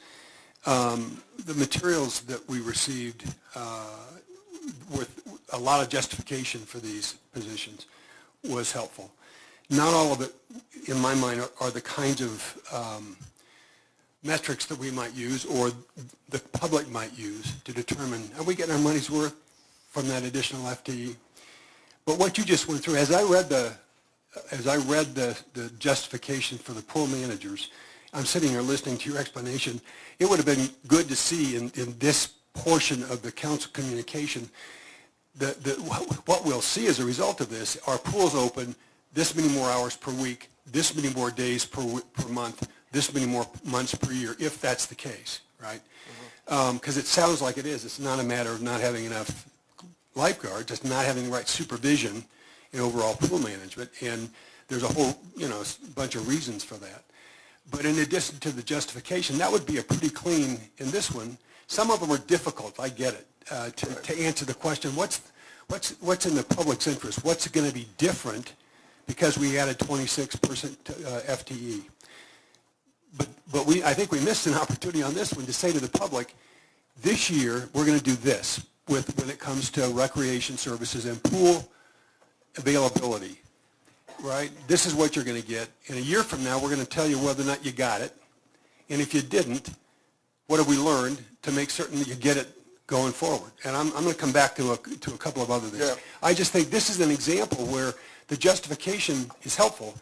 What you offered kind of is at the heart of this, right? As a way to evaluate or measure, did the public or did anybody get their money's worth for what we're going to do with their money, right, in terms of the 2023 budget. Yeah, does that make sense? Yeah, the short answer is we want to be able to open the pools on the same schedule that we've historically opened them, and we haven't been able to do it because we don't have these. See, that would be a pretty powerful message. Short answer. Right? So whatever that's going to take. So I'll come back to it. I do want to weigh in one more time on this when we get through this. So. Before I move on, thanks for the reminder. I did forget to point out that we do have those metrics that are a part of the council communication, attached to the council communication, and that does try to do our best to talk about what this will provide in each of these positions. So, the one thing I also wanted to point out on the Assistant City Attorney for Housing, there is a contribution that we're looking at within the Housing Authority budget where they will contribute to this position as well, because it'll blend both sides. So this is not solely funding just from the city on this one. Okay, the next is a 1 FTE custodial supervisor in external services from the general fund, and then 1 FTE security analyst in enterprise technology services.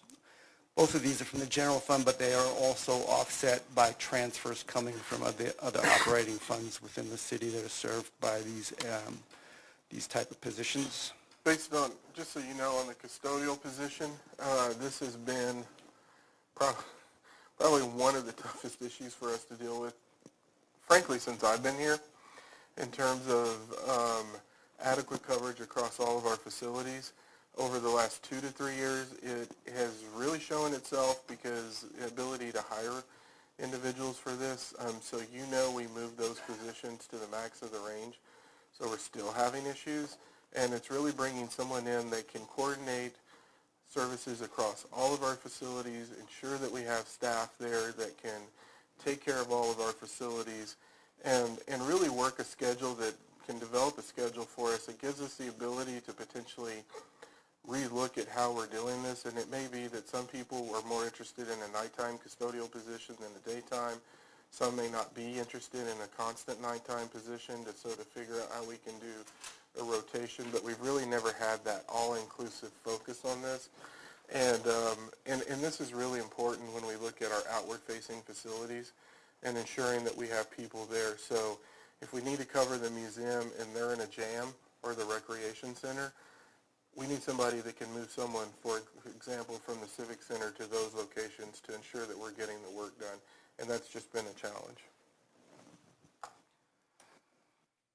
Two more positions from the general fund. One is a senior, one FTE senior customer service representative in the utility billing division, and then the other is a partial .375 FTE. Also, this one's a customer service representative and also in the utility billing service. Both of them this is housed in the general fund, but mostly this is funded through transfers from the enterprise funds. We have one FTE Human Resources Coordinator in Shared Services and one FTE Procurement Specialist in Purchasing, again, both in the general fund, but partially offset by transfers from the other operating funds. And anticipating some potential questions in the future, what does this really allow us to do? What's the change condition? On the human resource side is really bring more resources to the table so that we can move through the hiring process more quickly. We've talked about that in this process, about how difficult it is. It gives us the ability to more fully engage in the internship programs. But this is about increasing capacity to move through and hire people very quickly. We just haven't, again, a theme. This is work we're doing. We just don't have enough bodies to do it based on the circumstances. So this is really about creating more efficiency and getting us through the process more quickly. The procurement specialist in purchasing, one of the things that we've been challenged with, what's the end result on this, is that we turn contracts faster. And that's important because in today's environment, in the environment we've been in, time is money, and the ability to turn those contracts and those items more quickly allows us to, A, get the work done in a faster way and provide whatever it is we're doing for our organization in the community. But really, the more quickly we can move through the process, that really is helping us in today's bidding environment. If you wait too long, the prices are moving. At one point it was 2 weeks, then it was 4 weeks in terms of how long they will hold bids. And I think this also will help Eugene in the attorney's position because we spend a lot of time with attorneys on contracts. And so this is part of managing that. But at the end of the day, it's to get projects out the door and implement it as quickly as we possibly can. We have one FTE financial analyst in finance from the general fund and one FTE clinician 3 in community health and resilience, this one from the public safety fund. So council did talk in the last budget session. Jim can talk about his finance position, but again, just another example of a lot of work and not enough bodies. But on the clinician piece, we really talked with council about the impact that we're having based on the impact of the need for, and I'm going to classify this as social services, and really wanting to have, get as close as we can to 24-hour service with our core team in the field. This almost gets us there, doesn't quite get us there, but it does give us another team so we can provide more services to our community. This has really had a significant impact in terms of call volume and what we're dealing with, but this is a continuation of that process. Then we have one FTE co-responder paramedic, also from Community Health and Resilience and the Public Safety Fund, and one FTE police officer in Community Health and Resilience from the Public Safety Fund, all part of the core team, we already talked about. Excuse me, Councilor Hidalgo-Faring has a question. You know what, and I can wait. Do you prefer that we wait till the end to discuss? Because then I also saw in the next wait, did you go to slide 12? That it kind of continues with that public safety and... I would say go ahead and ask the question. Okay, so really it was around in regard to the community health and resilience. So a lot of these positions that were, or like this particular position that is looking to address health and resilience, mental illness, the core team, that is being paid through public safety funds. So, and I guess for me in concerns that I've heard from residents is why are we throwing so much money into police?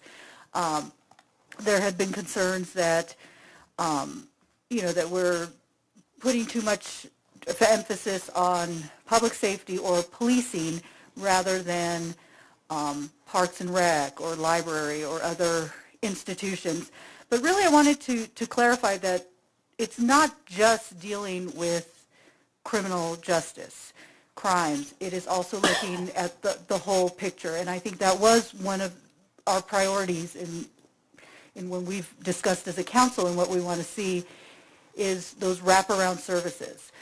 People who are out there, who maybe have interactions with law enforcement or are just outlashing in the community. There's a mental illness or drug addiction. There are other things that are not related to crime, but really a mental illness factor that they need support with. Yeah, I think part of it, to your question, is, and Jim mentioned this earlier, is that, when we say this is out of the public safety fund. So when we look at the total positions that we funded in this budget, if you remember the first slide, 13 positions were actually from the general funds. The rest of those positions were out of other funds. So it's not like we really have the ability to say, here's the total amount and we're going to put it to all general fund. But we have to stay within the funds. And so that's a big component of this. And what you're really seeing in public safety is it has to be used on public safety activities.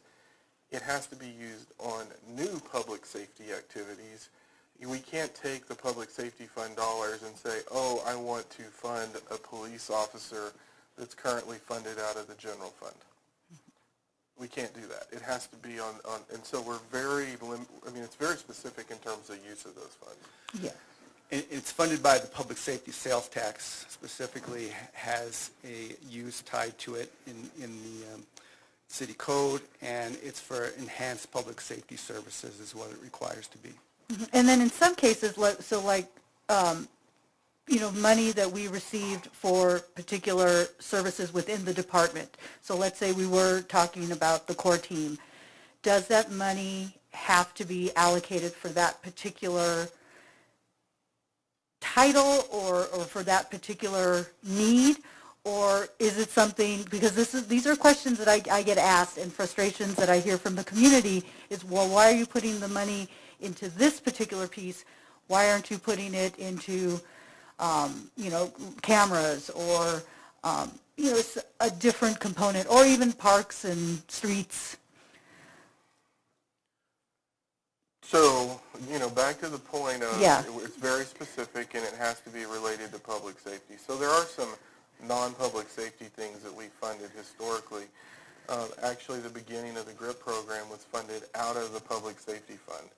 And so those dollars go to Children, Youth, and Family Services to support that program. But the connection to public safety was really the gain component of this and the impact. And so, that's a piece of that. Okay. And then, somebody, coming from, as a mom who has a child, I want to say it again, who had a child who survived suicide, looking at components and our priorities as a city that address prevention and intervention, I think it's money well spent, before it becomes an escalating problem for our community. So, I do support this movement, but I just really wanted to clarify for the public, and a lot of responses or concerns that I'm getting. I wanted to kind of make sure that in the public, people understand that we cannot just move one department's money into another service because there's a need there. So one funds money into it. So for example, we have the transportation fund. It can only be used for transportation-related issues. We have the open space fund. It can only really be used for open space-related issues. So we can't move open space to police and police to open space, you know, and it's really the general fund where you see the aggregate of what we do. Mm-hmm. Very good. Okay, thank you. And then within the general fund, just to finish that, Yeah. yes, you can make movement within the general fund. That's the only place where you can easily do, maybe not easily, but you can consider or do that without, you know, violating the city code, let's say. But enterprise funds as well can only be used for enterprise fund purposes. So.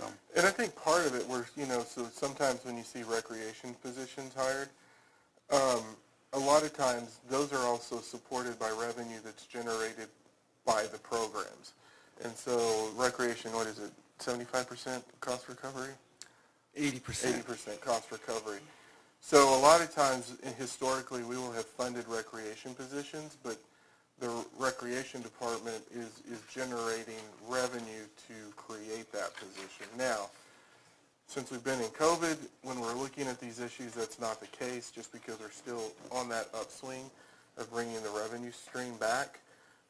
But they've generated the funding, so it's not necessarily, it's in the general fund pool, but when we're in budget reviews, they're saying, I can bring in this amount of money to offset this position. So in a sense, you know, the first 13 or so, 13.125 positions that I went through, in a sense, they're competing for the same funds. But once we started getting into the public safety fund and the rest of the positions I'm going to be talking about, they're all coming from a specific, like either dedicated source typically, and really could not necessarily be used for general fund type activities.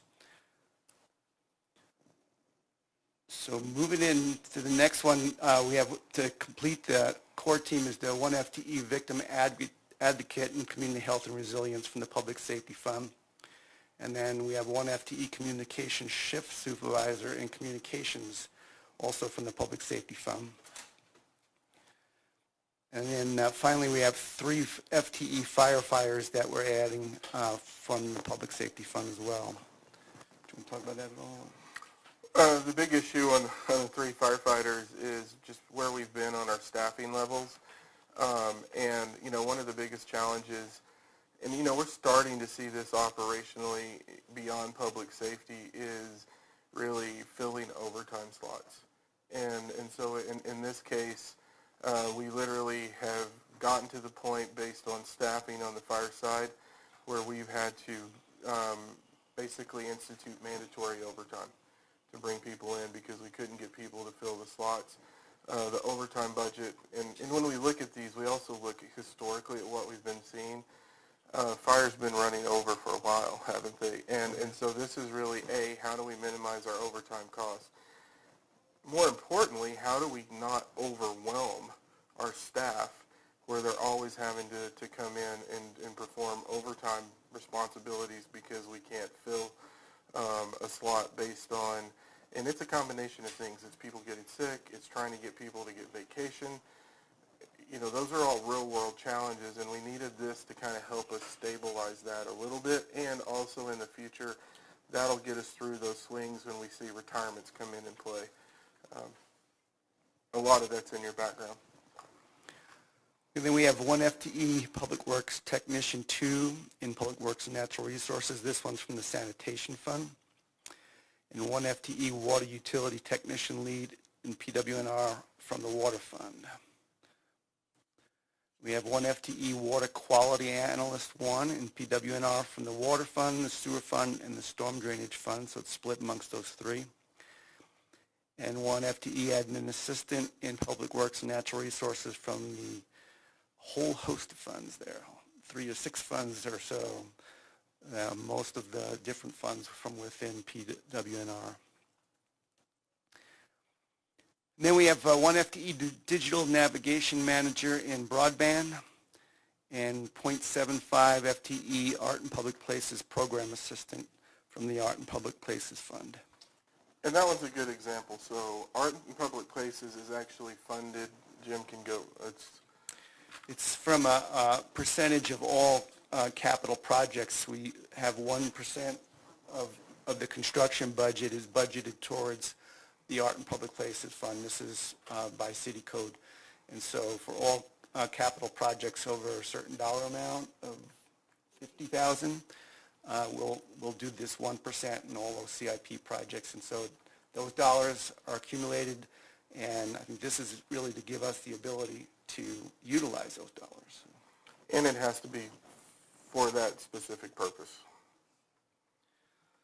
So that is all the new positions, so we can answer any other questions on those, or we'll move into the next topic. So Councilor Waters has a comment or question, and then I do as well. Yeah, thanks, Mayor Peck. So I want to go back to this idea of metrics, maybe accountability, certainly. And I'm not being critical of what we're doing. In fact, it's clear we need to have more robust, stable staffing in a number of areas.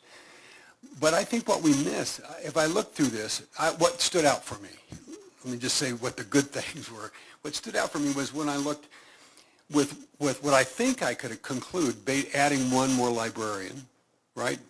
I think I saw we're going to have at least one additional weekly story time, 2 more monthly programs for third to fifth graders, 1 more monthly program for 6th to 12th graders.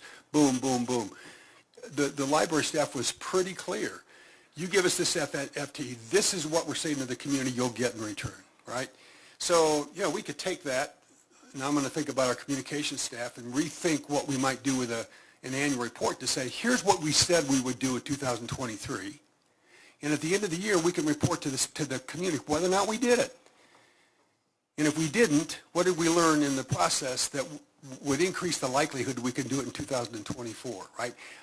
That's kind of captured here with what the library did, which I think is a good piece of work. If I go down to the digital navigation FTE, if I get to that second paragraph, it's like, okay, we're going to get 1,300 new net subscribers, 750 new Wi-Fi customers, 500 more, boom, boom, boom, boom.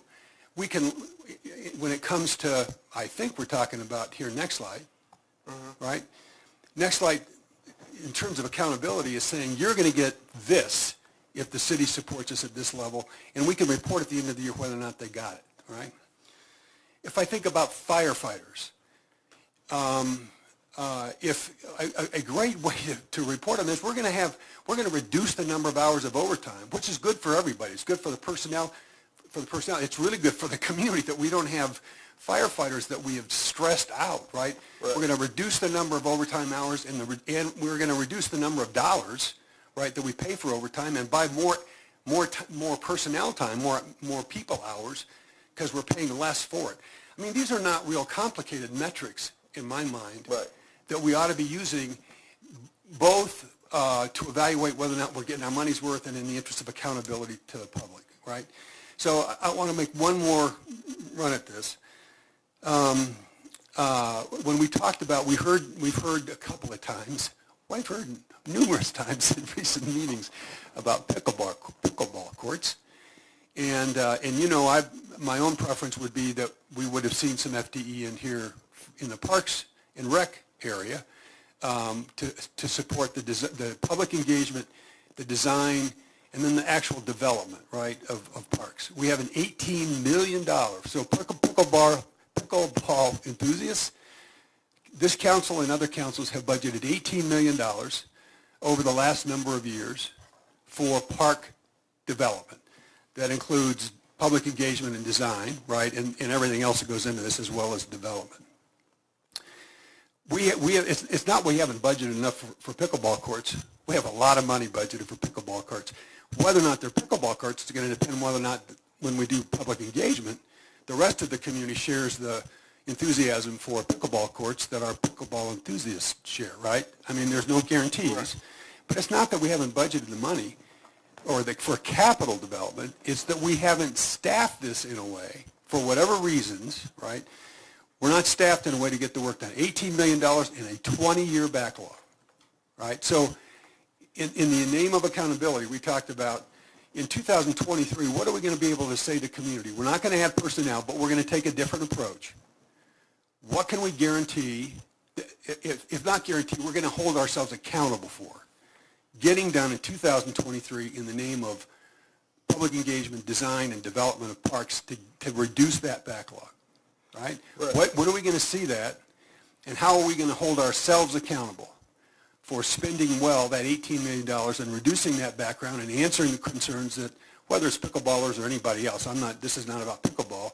This is about, we've done a pretty good job of saying this is a priority. On the capital side, we haven't done as good a job of delivering, right, when it comes to all that it takes to spend those capital dollars. So we've had some meetings since the last discussion, and we're going to continue doing that. I will tell you what I said to them. As I said, let's set a target of 5 to 6 parks being built within the next 5 years. And let's look at how we approach that with contracting. You know, one of the things, their own data that they provided to me after that meeting was really interesting to me, because for some of our senior project manager positions, in terms of how we're working, and this is what I was talking about, in both cases, about 60% of their time is spent on non-primary projects.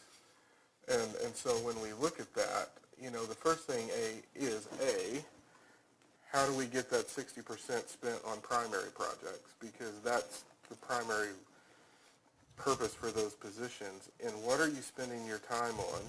And if it's things related to transportation and other issues, then how do we fund that work out of that fund so that we can ensure? Free up the time of people to be. And so then that increases time to manage contracts. And so that's really the crux of the issue in getting into understanding how are we spending our time, what are we spending it on, and are we spending it on what the job requires us to do. And so I alluded to that. This is the evolution of that. And as I said, we're going to bring something back because we can't sit on this. Give us all an idea of when. Let me talk to Joni, but I would like to have something in December. All right. Here's what then we're going to vote when the time comes to vote on the budget. And I know there's a ton of work that goes into this. Great people doing really important work, and Jim and Teresa and you and everybody else. So when the time comes, I'm going to support obviously the budget. But I am not. I'm going to keep haranguing on this until we get that list. Right. We owe it to the public, in my opinion, to be crystal clear on what we can get done, what we think we can get done in 2023 in that area in particular. And I think we ought to continue to press ourselves, and if we're going to add FTE, and I think there's lots of reasons we should, what the deal is in terms of accountability that we owe the public. Here's what you can expect as a result. And it doesn't have to be, you know, a bunch of new things. Taking the load off, right? Reducing the number of hours that positions remain vacant, right? Which is in everybody's interest by adding. I mean, there's a way to measure that. You know, it's not difficult. There may be a lot of reasons a position might be vacant, but we have a history of this. We know what the averages are, and if we can reduce the number of days a position remains vacant, the public's better served by adding that additional person in HR, as an example, right? So I'll be quiet. I'm going to be anxious to see when we get there. I'll put it in my tickler file for December 1st to start asking, when are we going to see that list? Well, and I'll tell you what I asked them. What I asked them for was give me some options in terms of setting how many parks we want to build, how can we look at it from a contracting perspective, looking at design build as an option, it's not the only option, and setting out a plan to do that so that we can hit the target within 5 years. And so there's a little bit of, now we got to get into the details on what that looks like, but really specifically looking at how we can also get more done with the money that we have, considering inflation. So if we can stage it appropriately, how do you look at the cost of mobilization, demobilization? How do you work through people, through processes? We've tried it before. It didn't necessarily work. I still think there's a way to move through it. You know, we've done it on other projects, and it has worked. And so that's really what I push for in this. But it is how do we look at that? You know, the first thing is free up 60% of the time. That's the first thing that we have to do. that then will inform some of the other pieces that we need to move through. Well, this is your deal. Yeah. This is how you're going to manage staff. As we're not adding them in that area, so you're going to have to get obviously creative or more disciplined or whatever. But as we keep hearing, from the pickleball community, we could budget $50 million next year, and it wouldn't be one more pickleball court built in this town if we don't do something in terms of how we're utilizing personnel or contracting services. Agree. We got term projects. Yeah. Thank you, Mayor Peck. I have sort of a related comment, and it refers to some points that were made in public invited to be heard about Public Works and Natural Resources not getting some of its requested positions. And I think that there is an unmet need there, and they hit it on the head in terms of the two positions that they picked out. And I have maybe a little different take on why it's important, and that is the unmet needs that I hear about from the public. And what I hear about is fear of the city's resilience in the case of fire, and also fear of the city's resilience in terms just of climate change. And we're talking about not enough access to water when people are out in the environment, which is, more of a hazard than it's ever been before, and we don't know what to expect in terms of how those are going to evolve over the next few years. I really hope there is a way to reconsider at least maybe getting one position for climate adaptation, a specialist that is focused on that sort of thing, because just treating parks as a repetitive project management goal, which was sort of the way our city manager described it here,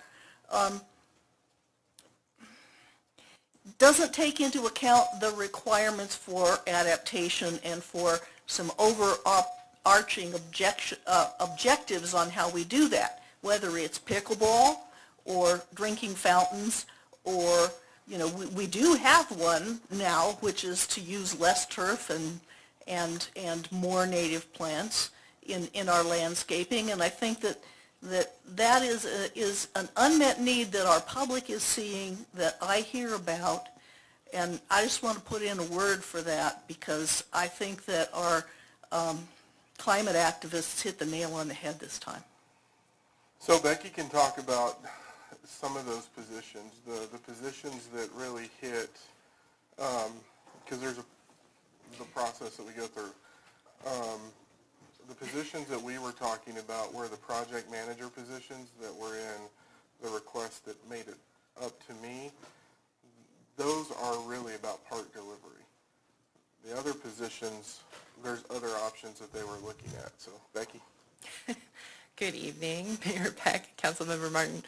As you'll see as we talk a little bit later about external funding sources, that is a focus that we've identified moving forward, is that climate adaptation piece. And currently we're working on a project with our climate risk and vulnerability map. We hope to be at the point where we can identify some really specific recommendations from that work and work toward implementing those over the next year. And as I will tell you a little bit later, that's what we propose to do with some of our Boulder County sustainability tax money for 2023. So that's one thing that we're doing there. We're not sure that we're yet at a point where we have enough identified that it's an FTE, but we're getting, we're working toward that. Additionally, around the sort of fire adaptation piece, that one we very specifically pulled because we thought that was something that we could approach from a grant-funded perspective based on resources that we expect to be available in that area. I would like to weigh in on that too. At the last budget meeting, I asked about an open space FTE to manage and maintain open space. I don't think that either anyone thought there was an FTE or any request for that. Where are we on that? Are we going to have, what is our fire mitigation policy in this city for our open space? Who's maintaining it? And how is that going to work going forward? I know I looked at some goats in lions that looked pretty good, but this is a huge concern. Mayor, council members, David Bell, Director of Parks and Natural Resources. Right now, we work in collaboration with our public safety on fire in the city. We don't have an overarching plan within the open space program on how we manage fire. We use fire as a tool. We use it in our ditches. We work with our golf. We work with fire. We work with recreation to look at areas that we have water delivery needs. We have storage needs. We use fire in those areas to help manage that area. We use it for reduction of non-native plant species to help bring back those native varieties that we heard some of the members of the public talk about tonight. And for our interface with our open space in our urban area, right now we have really a mowing standard is what we use in those spaces. So we don't have a fire management program that is using prescribed fire within the urban interface to manage that. It really is a mowing program, and then again the management of debris through our town and our ditches really for water conveyance and for the management of nuisance and non-native species. Is this contract mowing or employee mowing? A combination of both. Okay. Thank you. Thank you.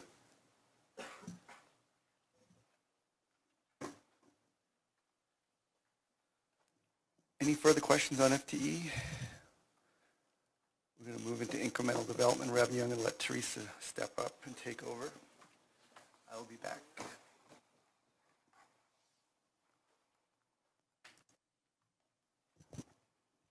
Good evening, Mayor and City Council. Teresa Malloy, Budget Manager.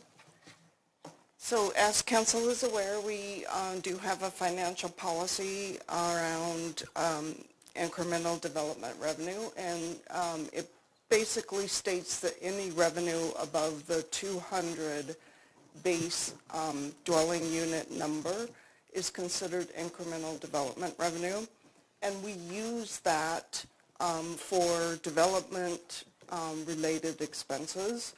And our 23 proposed budget does include 800 total building permits for new dwelling units. And so our total IDR in our 2023 budget is $468,000, almost $469,000. And it really is comprised of building permits, $420,000 from building permits, and just a little over $48,000 from plan reviews. And this chart shows you how we are spending that $468,000 incremental development revenue. So a good portion of it is still being spent on positions, and positions both in planning and in building inspection. And then we also have a smaller portion of it that is covering other ongoing costs such as temp wages and contract services, OT. At this point, 100% of the incremental development revenue is considered ongoing. We are not using any of it for 2023 to fund any one-time expenses. So these are ongoing expenses that are considered ongoing, covered by incremental development revenue, and once that incremental development revenue goes away, the intent is that these expenses then are no longer needed, and will either, if they are still needed, will either need to be covered by other general fund revenues, or they truly will go away as the revenue does. Joni, was there anything you wanted to add in terms of incremental development revenue? I would say one thing that up there that is not correct is we no longer have funds for the contract landscape architect services. So all of the $73,000 is actually temporary wages, and the majority of that is spent in our building inspector, temp inspector, so that we have adequate staffing to do the inspections that we have on a daily, weekly basis. I think the other thing on that is, so we were concerned about just the trend that we were seeing in this revenue stream, and so there in the budget in the level 2, we did move one position that was IDR funded to it was the assistant chief building inspector. We did move that from IDR to ongoing based on the volume of work that we have. We knew we needed to not have that in that category in perpetuity. A lot of these positions you can see 15, 16, and 17, and then 17, 18, and well, the planning tech, the associate planner, the senior electrical planner, you know, those were added during a time period when we saw the workload in planning and development services increase dramatically, but those budgets were pretty tight. So we didn't necessarily have the ongoing revenue to add positions, and so we utilized the IDR in order to fill that gap. But it is something that we are watching on an annual basis when we look at this number and evaluating. And so that's an important piece is that if for some reason we had a downturn in the economy and that revenue goes away, it's a different decision point in those positions. So we're trying to get ourselves prepared so that we don't have to have those really tough decisions in the future. And then moving on to our one-time expenses. So in your packet, we have 3 attachments that lay out really the detail of these one-time expenses, but I'm just going to go through them at a high level. So in the general fund, we have a total of $5.4 million in one-time expenses. $426,000 of that is offset by one-time revenues, and by that I mean these revenues are offsetting very specific requests that have to deal with that are funding those specific requests for these based on these revenues. So tree mitigation fees are funding the EAB program. Union Reservoir fees are funding things that will be used only at Union Reservoir. Oil and gas revenues, oil and gas. And then the transfer from other funds are really for a couple items in our ETS area and one item in our communications area, the website redesign, so that those budget requests are funded out of the general fund, but because they really benefit and support areas in other funds, we have transferred from those other funds to the general fund a portion of those costs to cover these expenses. Another one transfer from other funds is for the ADA evaluation that is also budgeted. So our net one-time expenses in the general fund is $4,985,000. And again, that is attachment J, the detail. And we break that attachment out based on 4 categories: capital, IT equipment, technology, non-capital, small equipment and supplies, and one-time services or expenses. This is a pretty consistent look at our one-time in the general fund that we have done for several years now.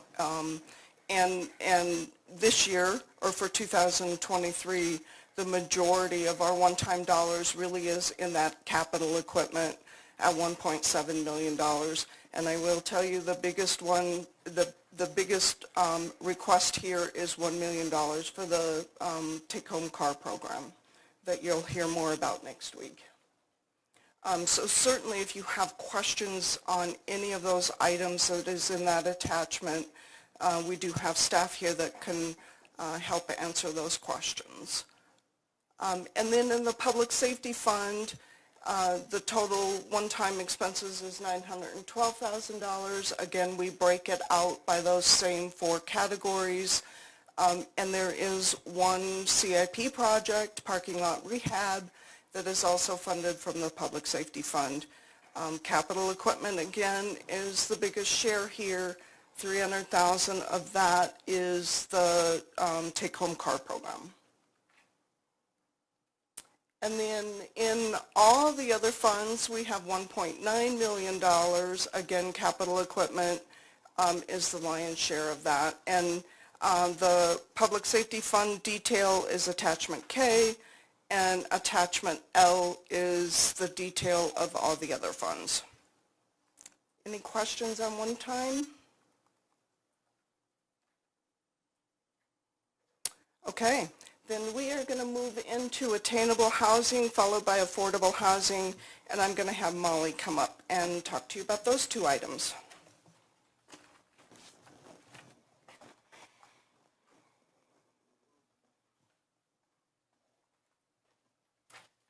Evening, members of council. Molly O'Donnell, Housing and Community Investment Division Director.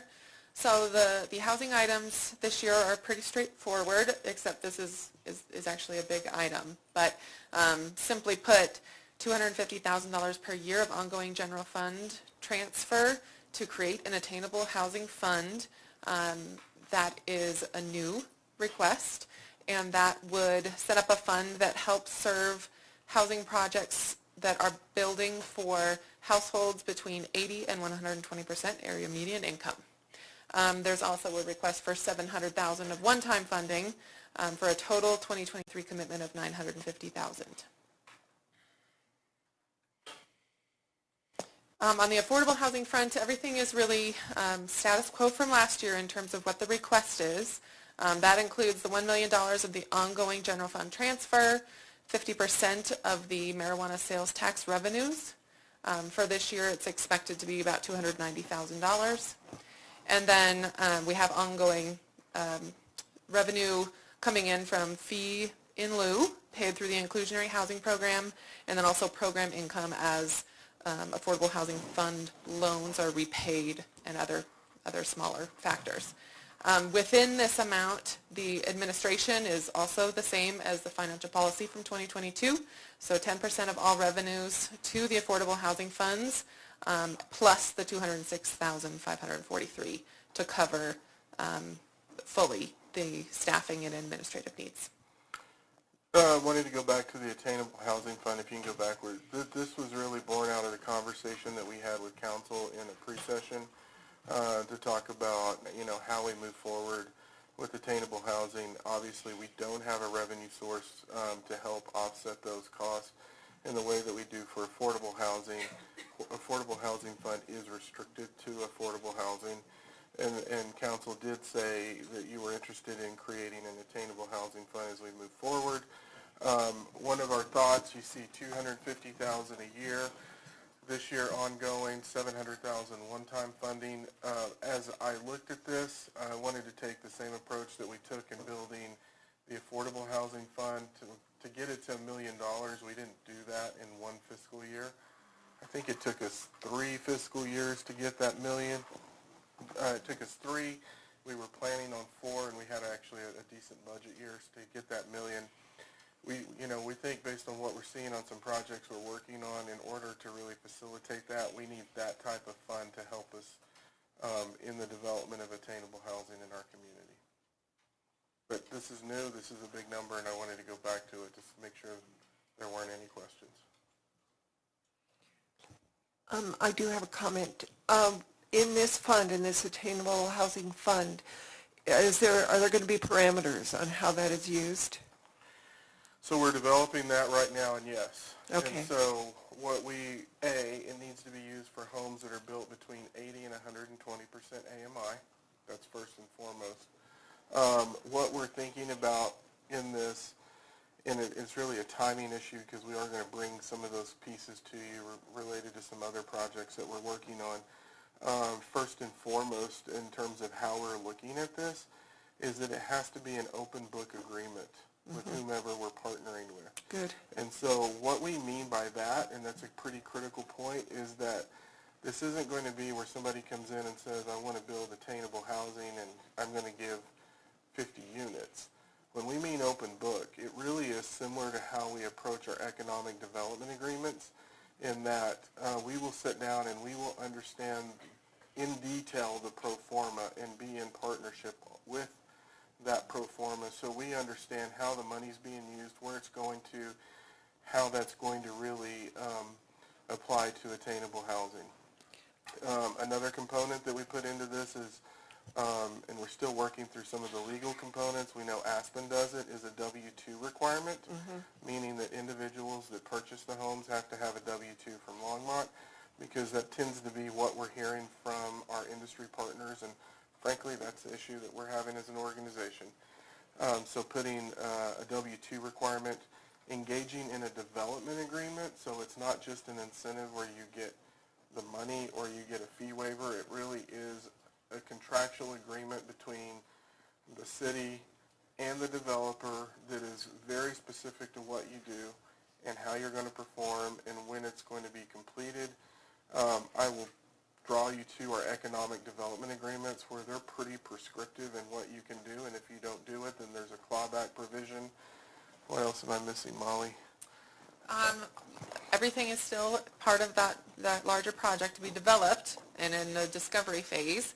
But what is really important about the open book deal is that what we want is, if we're putting money into this to generate this type of product to serve the residents in this income range, we really want to see that investment gets passed down to the buyer, not necessarily other aspects of a pro forma. And it remains attainable. And so I will say that that's some of the conversations we're having with folks is how does it remain attainable? Because if it's only attainable to the first buyer, then you really haven't achieved what you want to achieve. So there also has to be a plan in terms of long-term attainability and allowing wealth growth, because that's the other piece of attainable housing is grow wealth and make it attainable, but it can't only be attainable for the first buyer. Again, the budget is moving ahead of where we are on this, but in order to have those funds, we needed to put this in the budget. Obviously, we wouldn't bring any expenditure of those funds until we bring the policy and council agrees with the approach we're taking. Okay, thank you for that. Councilor Martin. Thank you, Mayor Peck. Just to sort of bring this down a little, because I think I understand what you're saying, but I'd like to get a little more concrete about how the money is spent. This is enough money for 3 attainable houses, so you're not going to spend it building houses. You're going to spend it on planners, negotiators, procurement. Not necessarily. What are you going to What are you going to spend it on? This is to begin the seed money to buy down the cost so that the houses can be attainable. And so when we're looking at the world, one of the things that we know is that land cost is one of the most significant components of building anything. That is why we bought the land associated with the Costco deal for affordable housing, because once you own the land, then it makes it easier to build affordable housing. This could be used to potentially buy down land costs. This could be used to offset infrastructure requirements. This is not for staff. This is actually to produce units. It's not enough, but it's a piece. That's why we have to build it to $1 million annually in order to get there. Okay. So it still doesn't feel like very much, even at $1 million annually. The intent is that it's buying down the affordability from market rate to the level that we're trying to get to. So it's not generating units one for one, with the dollars, but it's more buying down across a larger number of units. Sort of like paying points on a mortgage. That's a great example. Okay, thank you. I don't see any more questions on this one.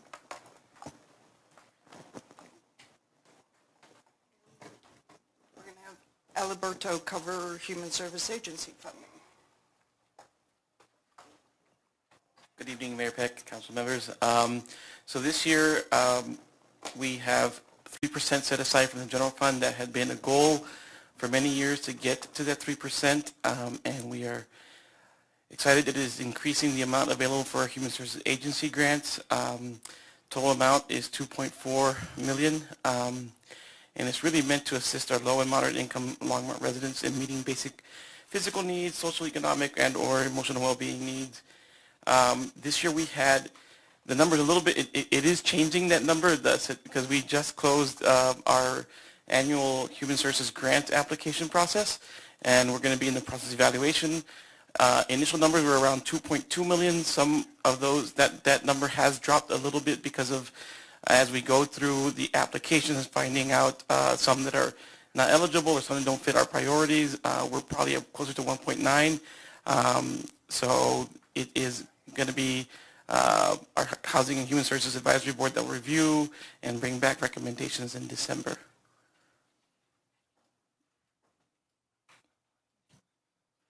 Councilor Waters.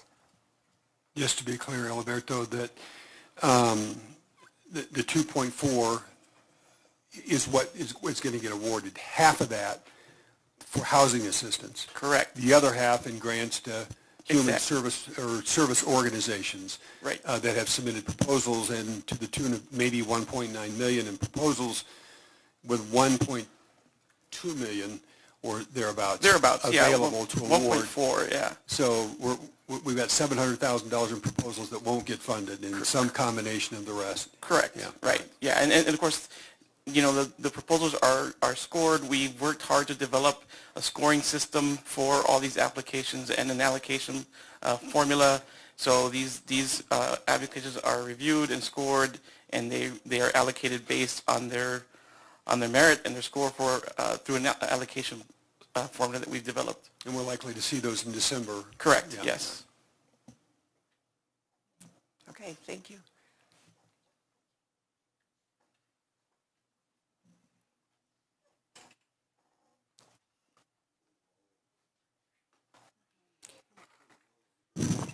Sorry. We had the one thing I wanted to remind council, and we were debating, was it 2.5 or 2.25?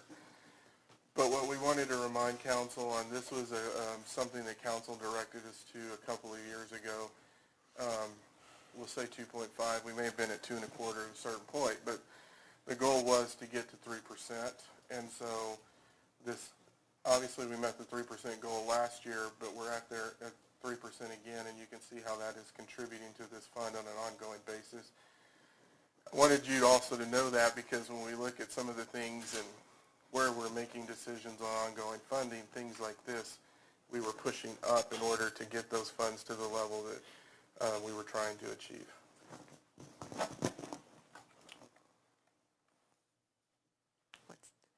What's next on our agenda? Next up, we're going to talk a little bit about external funding sources and what we're doing with grants.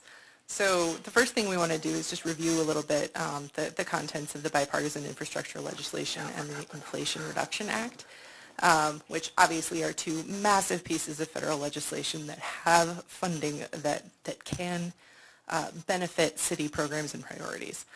So you may remember that there are a number of areas of infrastructure that are potentially funded through the bipartisan infrastructure law, and we are starting to see some of those programs come through sort of state-level programs where the funding will flow for those. So that's something we're continuing to monitor. And you may remember that earlier this year we provided council with a list of, you know, existing city initiatives and projects, and then matched those with the federal programs through this infrastructure legislation that we thought would match. So, you know, that's something that we're continuing to monitor as the competitive funding opportunities come out. So that's a quick update there.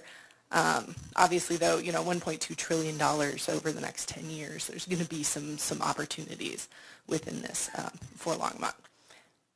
And then also, more recently, the Inflation Reduction Act has a lot of things, and while we may not be, directly affected by some of the provisions in the Act, the focus on climate is very much aligned with the goals that we have. And this graphic is really a summary of all the different sort of consumer-facing benefits that are related to some of our climate initiatives. So some of the big work that we have to do here is not necessarily with applying for and managing grants for the city specifically, but is in helping our residents to navigate all of the different opportunities that are available to households. So that's something that we're really keeping in mind about the IRA as we move forward. But in addition to that, there are also funding opportunities for some of the distributed energy resources and some opportunities that we've heard about from LPC and PRPA. So we're also monitoring those as they come out. Similar to with the bipartisan infrastructure legislation, those opportunities will become available over a period of years. So while the IRA has been signed into law as of August, we're going to see, in the next few fiscal years, we're going to start to see those programs come out. So Becky, I have a question. This is great. This is very exciting to be able to do this for our community, but are we thinking of the education piece as well? Oh, yes. Because all this information is wonderful, but if you don't know about it, it doesn't work. So I just want to put that in your... Yes, absolutely. So you'll see a lot of those opportunities for community outreach and education, certainly as we have some more specific items to implement from the sustainability plan as we work toward the introducing the beneficial electrification plan. A lot of opportunities for that, definitely. Great. So what are we doing around identifying and applying for grants in this area? So I want to introduce our grant coordinator, and I'm going to make Stacy stand up. So this is Stacy. She joined us in August, Stacy Brendel, working in my area in strategic integration. So she's helping us take a really strategic approach to what we're identifying and how we're moving through a lot of these grant opportunities. So one important thing to note, you can sit down. Welcome, Stacy. One reason we're so excited to have Stacy with us is because we know that we have, a lot of work to do in terms of grant management, not only in that application process, but also in managing funds that we have secured. So this is just a quick graphic about the sort of pre-award and post-award processes and how those are all things that require a lot of effort on the organization's part to make sure that we're managing appropriately. And so Stacy's been putting together a lot of new or updated processes around how we're making those decisions about how we're moving through all of the steps of this process. And so there are a lot of things that we need to consider when we're thinking about what we apply for and how we approach that. So there are some of those things, including, yes, is it cost effective? Is it going to, have a greater benefit to us than the cost to implement the project and to manage the grant? Because we have found through experience that some grants are more difficult to manage than others, depending on their reporting requirements, or various other factors in those awards. The best example in this, and for council that wasn't here during the immediate flood recovery steps, there were grants that we just didn't go after because the actual cost to us internally to process those outweighed what we were going to be able to do. And we had so much money coming in that we had to really focus on what we were going to be able to turn and what would impact the community. So that we can't really say that enough, and that's a big piece, and especially depending on the federal agencies, some of their requirements are so over the top and the length of time that you have to manage those grants can really be an impediment to what you want to do.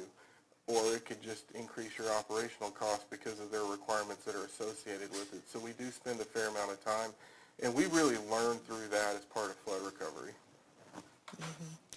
All kinds of different requirements associated, particularly with federal awards, many of which, are standards that we meet in our everyday operations anyway, but it's really important to know what changes we might have to, make as we're procuring contracts that comply with those standards.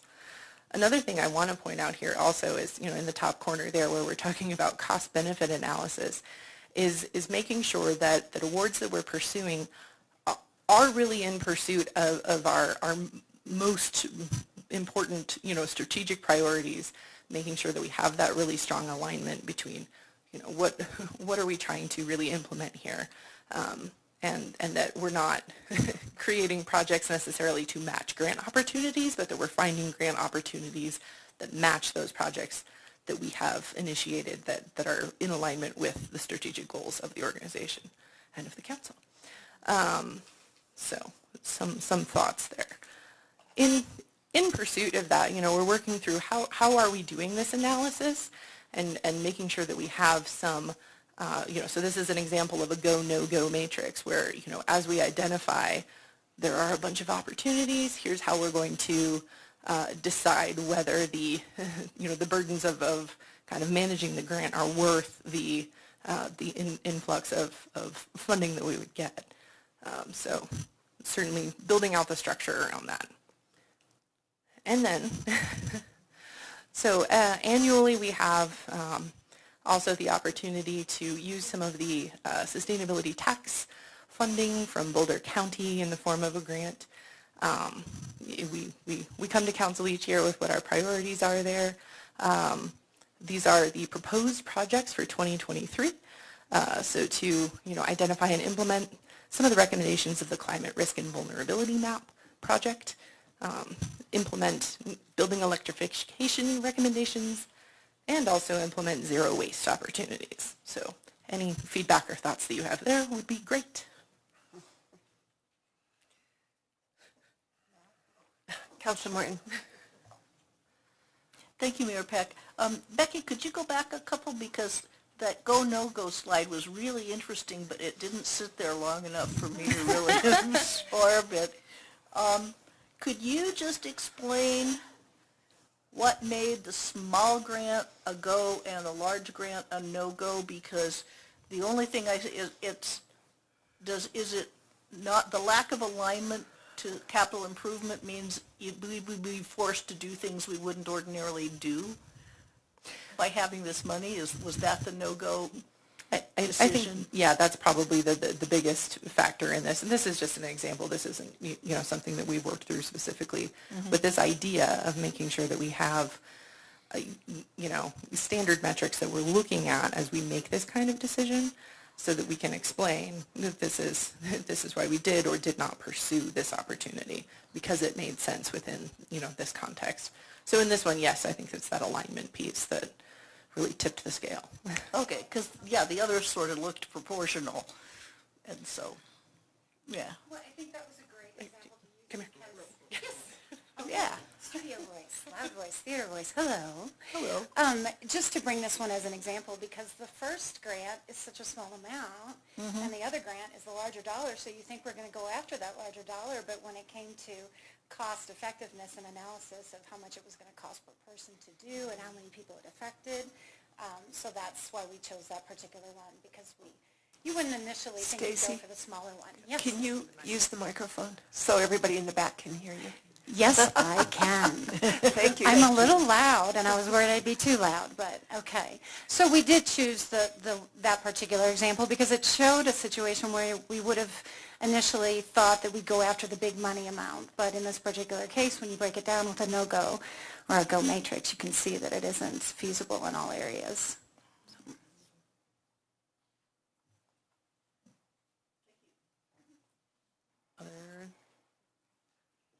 Yes, we do.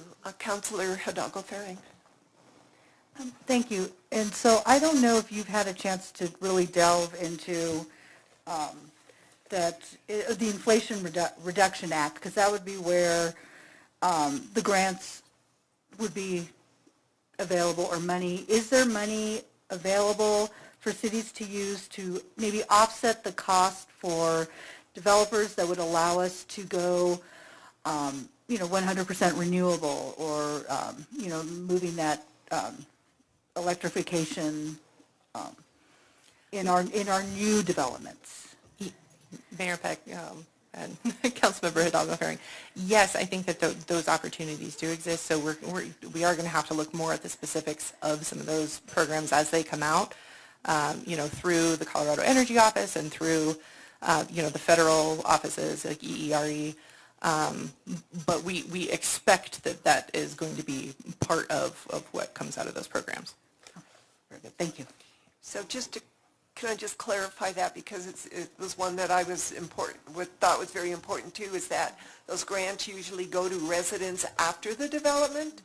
They need to go to the developer or to the builder so that the whole development can be developed with alternative energy, so that's where those tax credits need to go. I keep telling legislators we need to make sure that goes to the developers rather than to the individual residents after they move in. Mayor Peck, I don't know specifically whether developers are an eligible party for some of these grant programs, but I do know that municipal utilities will be, municipalities.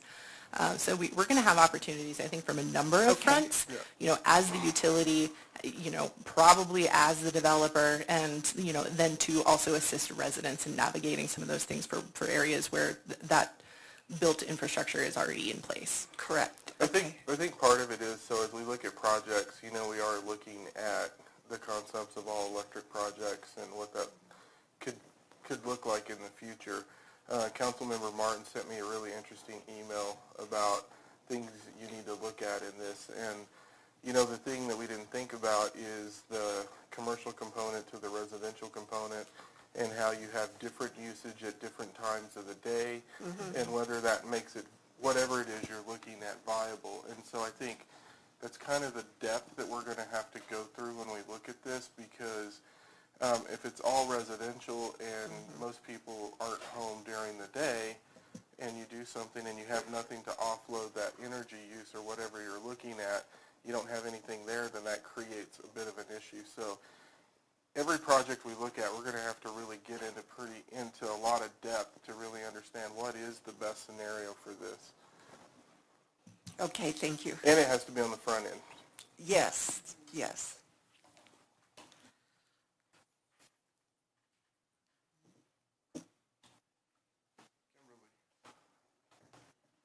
Or Jim. Jim's going to start this, and then Kimberly will join. And so the LDDA does propose a budget that becomes part of the city's proposed budget, and they do that just not only for the LDDA funds, but also for the downtown parking fund of the city and also the Longmont General Improvement District. So I'm going to briefly cover those, and then she'll get some detail on some projects here. The GID budget proposed for 2023 is a budget of $164,039, increase of almost $15,000 over 22.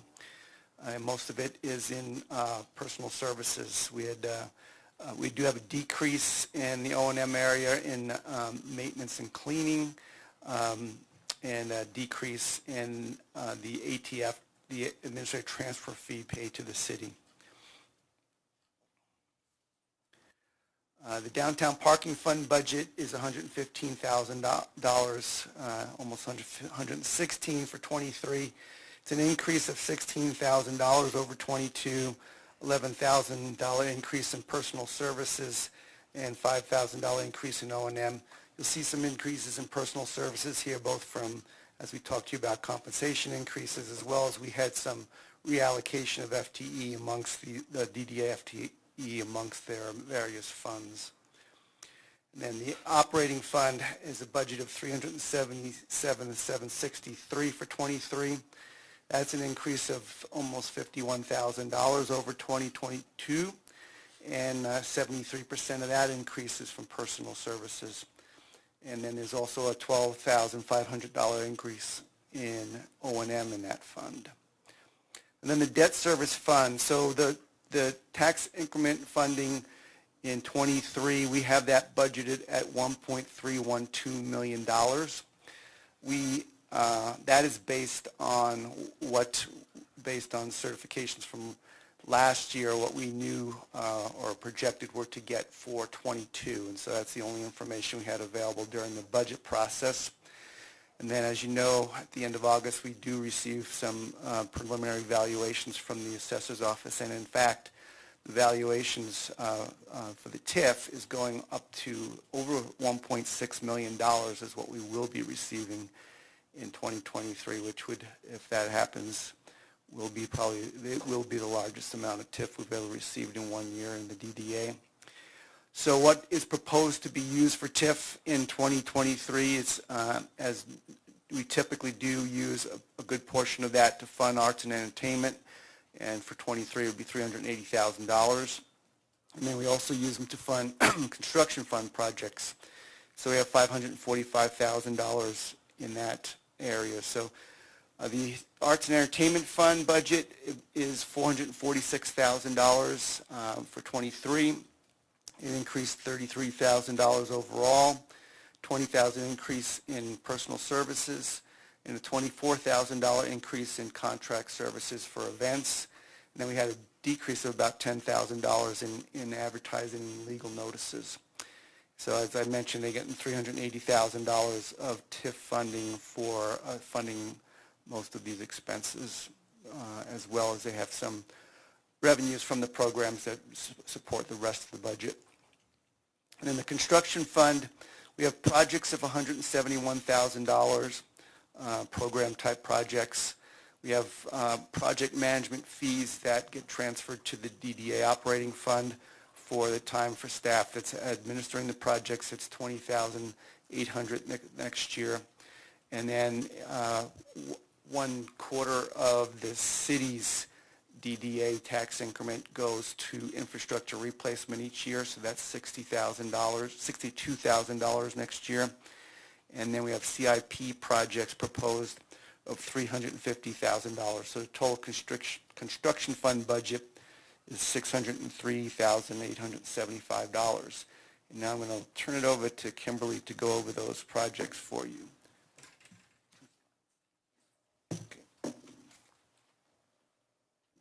Thank you, Mayor and Council. Kimberly McKee, Director of the Downtown Development Authority. As Jim mentioned, we do use TIF in what we call a construction fund for different projects. One of those projects this year is called Place Our AI Data. This data is very robust. It is a third-party data collection of all of our phone data, so we can track the number of people that are coming to the DDA, where they're going, how they're getting into town, how they're getting out of town, the difference between employees, residents, and visitors, all of that, which will really make a lot of the things we talk about later more data-driven, especially when we look at our wayfinding and we look at some of the other improvements we need to make throughout the district. We will continue with our pedestrian counting metrics, our cultural programming, our parking study update. I'll talk a little bit about that. Again, that's something that I'm always working with city staff on, is parking. Our parklet maintenance, economic vitality, which is where we are doing business retention and recruitment. And then for the first year, you'll see the Spoke Garage, O&M, and lease as our ongoing partnership with the county. The two things that I really wanted to point out were in our CIP, and the first is the $250,000 that the board funded for the Main Street Corridor Plan.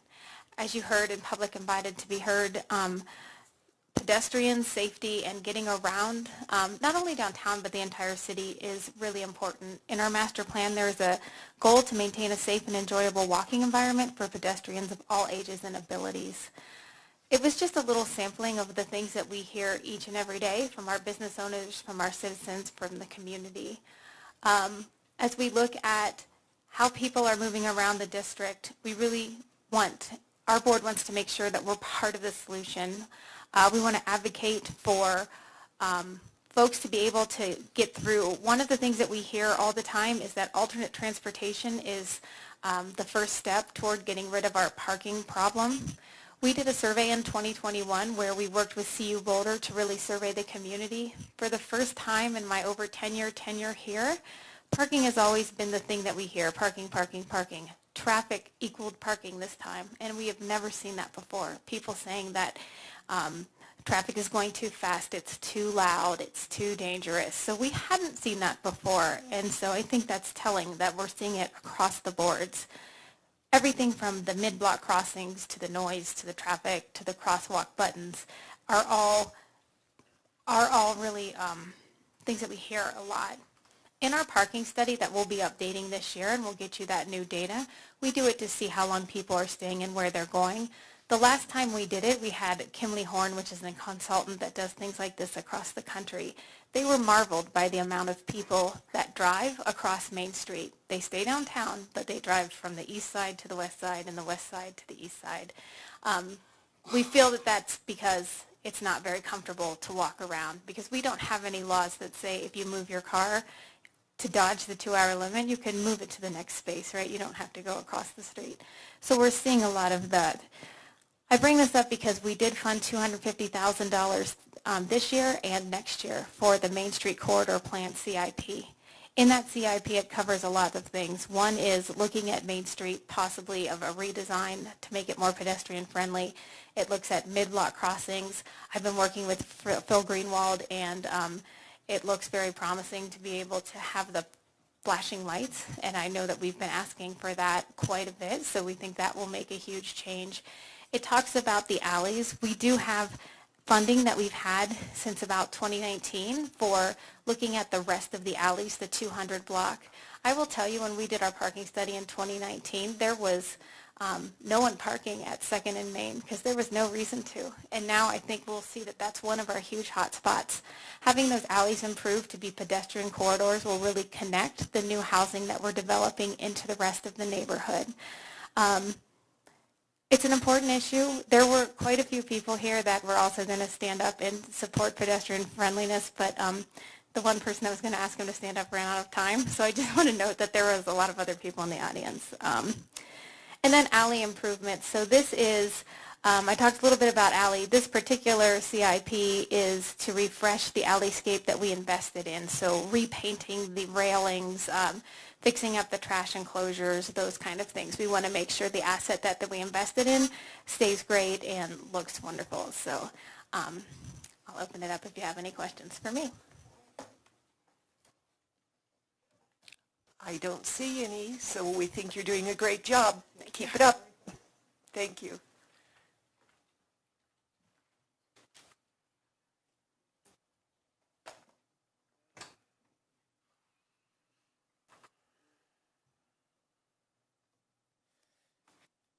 Hi, Mayor and City Council. My name is Jason Merrill. I'm the Interim Assistant Library Director, and I'm here to talk over a few of the items specifically that were involved with the library. Our annual fees have gone up. A lot of the other libraries in the surrounding areas we keep in touch with using our library consortium, and those fees have increased. With the request, we have an increase for minimum wage for our shelvers. The shelvers provide the service of making sure that the books are available for people to find on our shelves, and provide the ability for also helping get the holds and items that people place on hold to locations that can be easily and quickly picked up by our patrons. Along with the minimum wage increase, we also had part-time and temp staff increases to pull them up to 101%, which a lot of those are, again, staff who help with the process of making sure materials are ready and available for patrons as they enter the door. Our FTE of our new librarian, specifically children and teens, has a great opportunity to reach out to the youth of the community and provide additional support and programs that can help the youth in our community. The equipment, specifically printers and monitors, are to help increase our staff efficiency, and the final item being the library fines is the most exciting to me, as we will be joining what the other libraries in the state have moved towards, being rid of late fees and fines. Any questions? Councilor Hidalgo-Ferring. Okay, thank you for the presentation. So, you know, there's been a lot of discussion. I sit on the council liaison for the library board, saw you last night, and yeah, there has been ongoing discussion in every single meeting that I've attended. Is the advisory council's concern that the library is not being adequately funded. My question is, you know, so looking at these requests, were there, because this seems like a small list in comparison to what is needed. I know that we have a feasibility study. You know, I guess my hope was that we would have that final report prior to having to look at the budget, so kind of reevaluating what those priorities need to be in order to, I guess the term would be the biggest bang for our buck. And so all these items on here that were requested, were there other items that were also requested that did not make this list? Are there other things that we as a council really need to be looking for and advocating for to ensure that, you know, our patrons, our community, and our library staff have what they need to effectively provide library services to our community? I know it's going to require a lot more, but for now.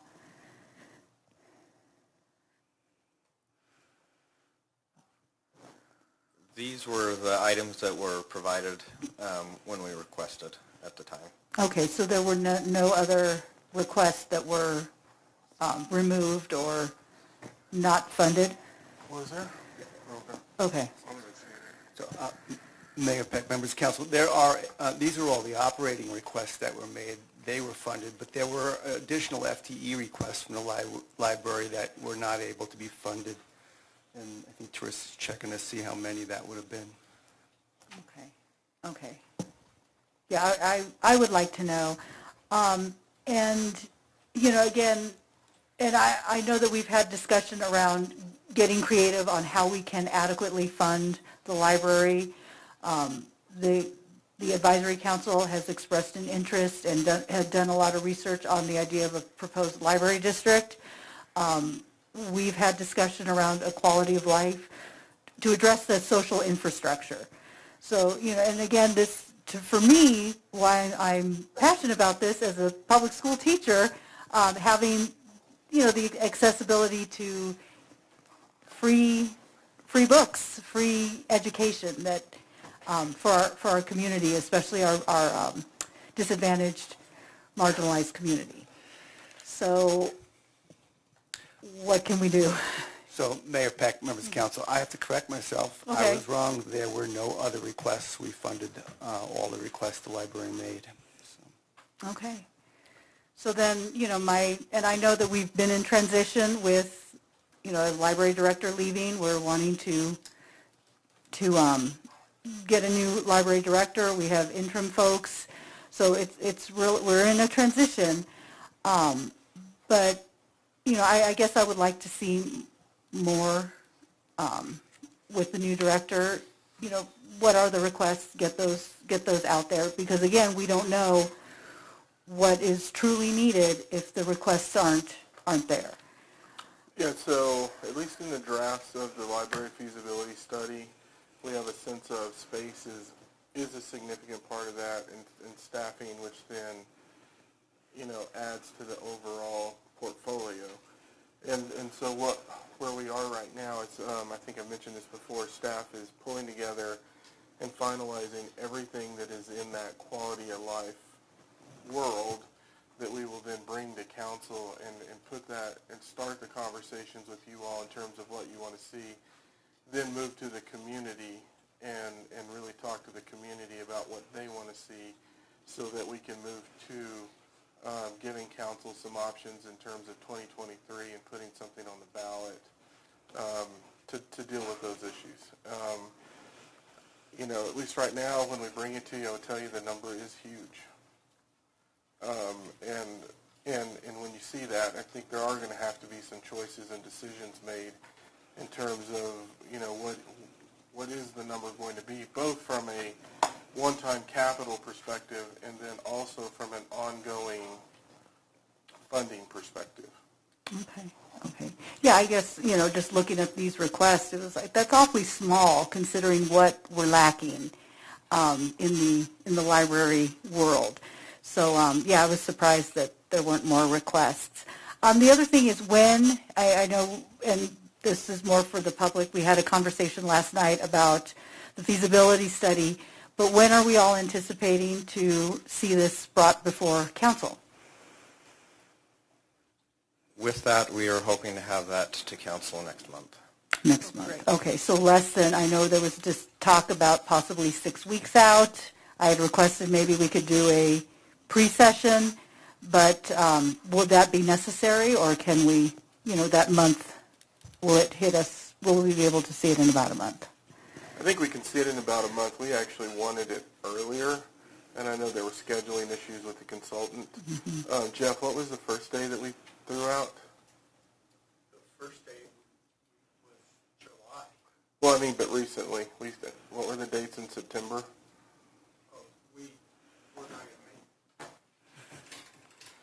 I just know we threw certain dates, and then there were dates that wouldn't work with travel and other issues. Gotcha.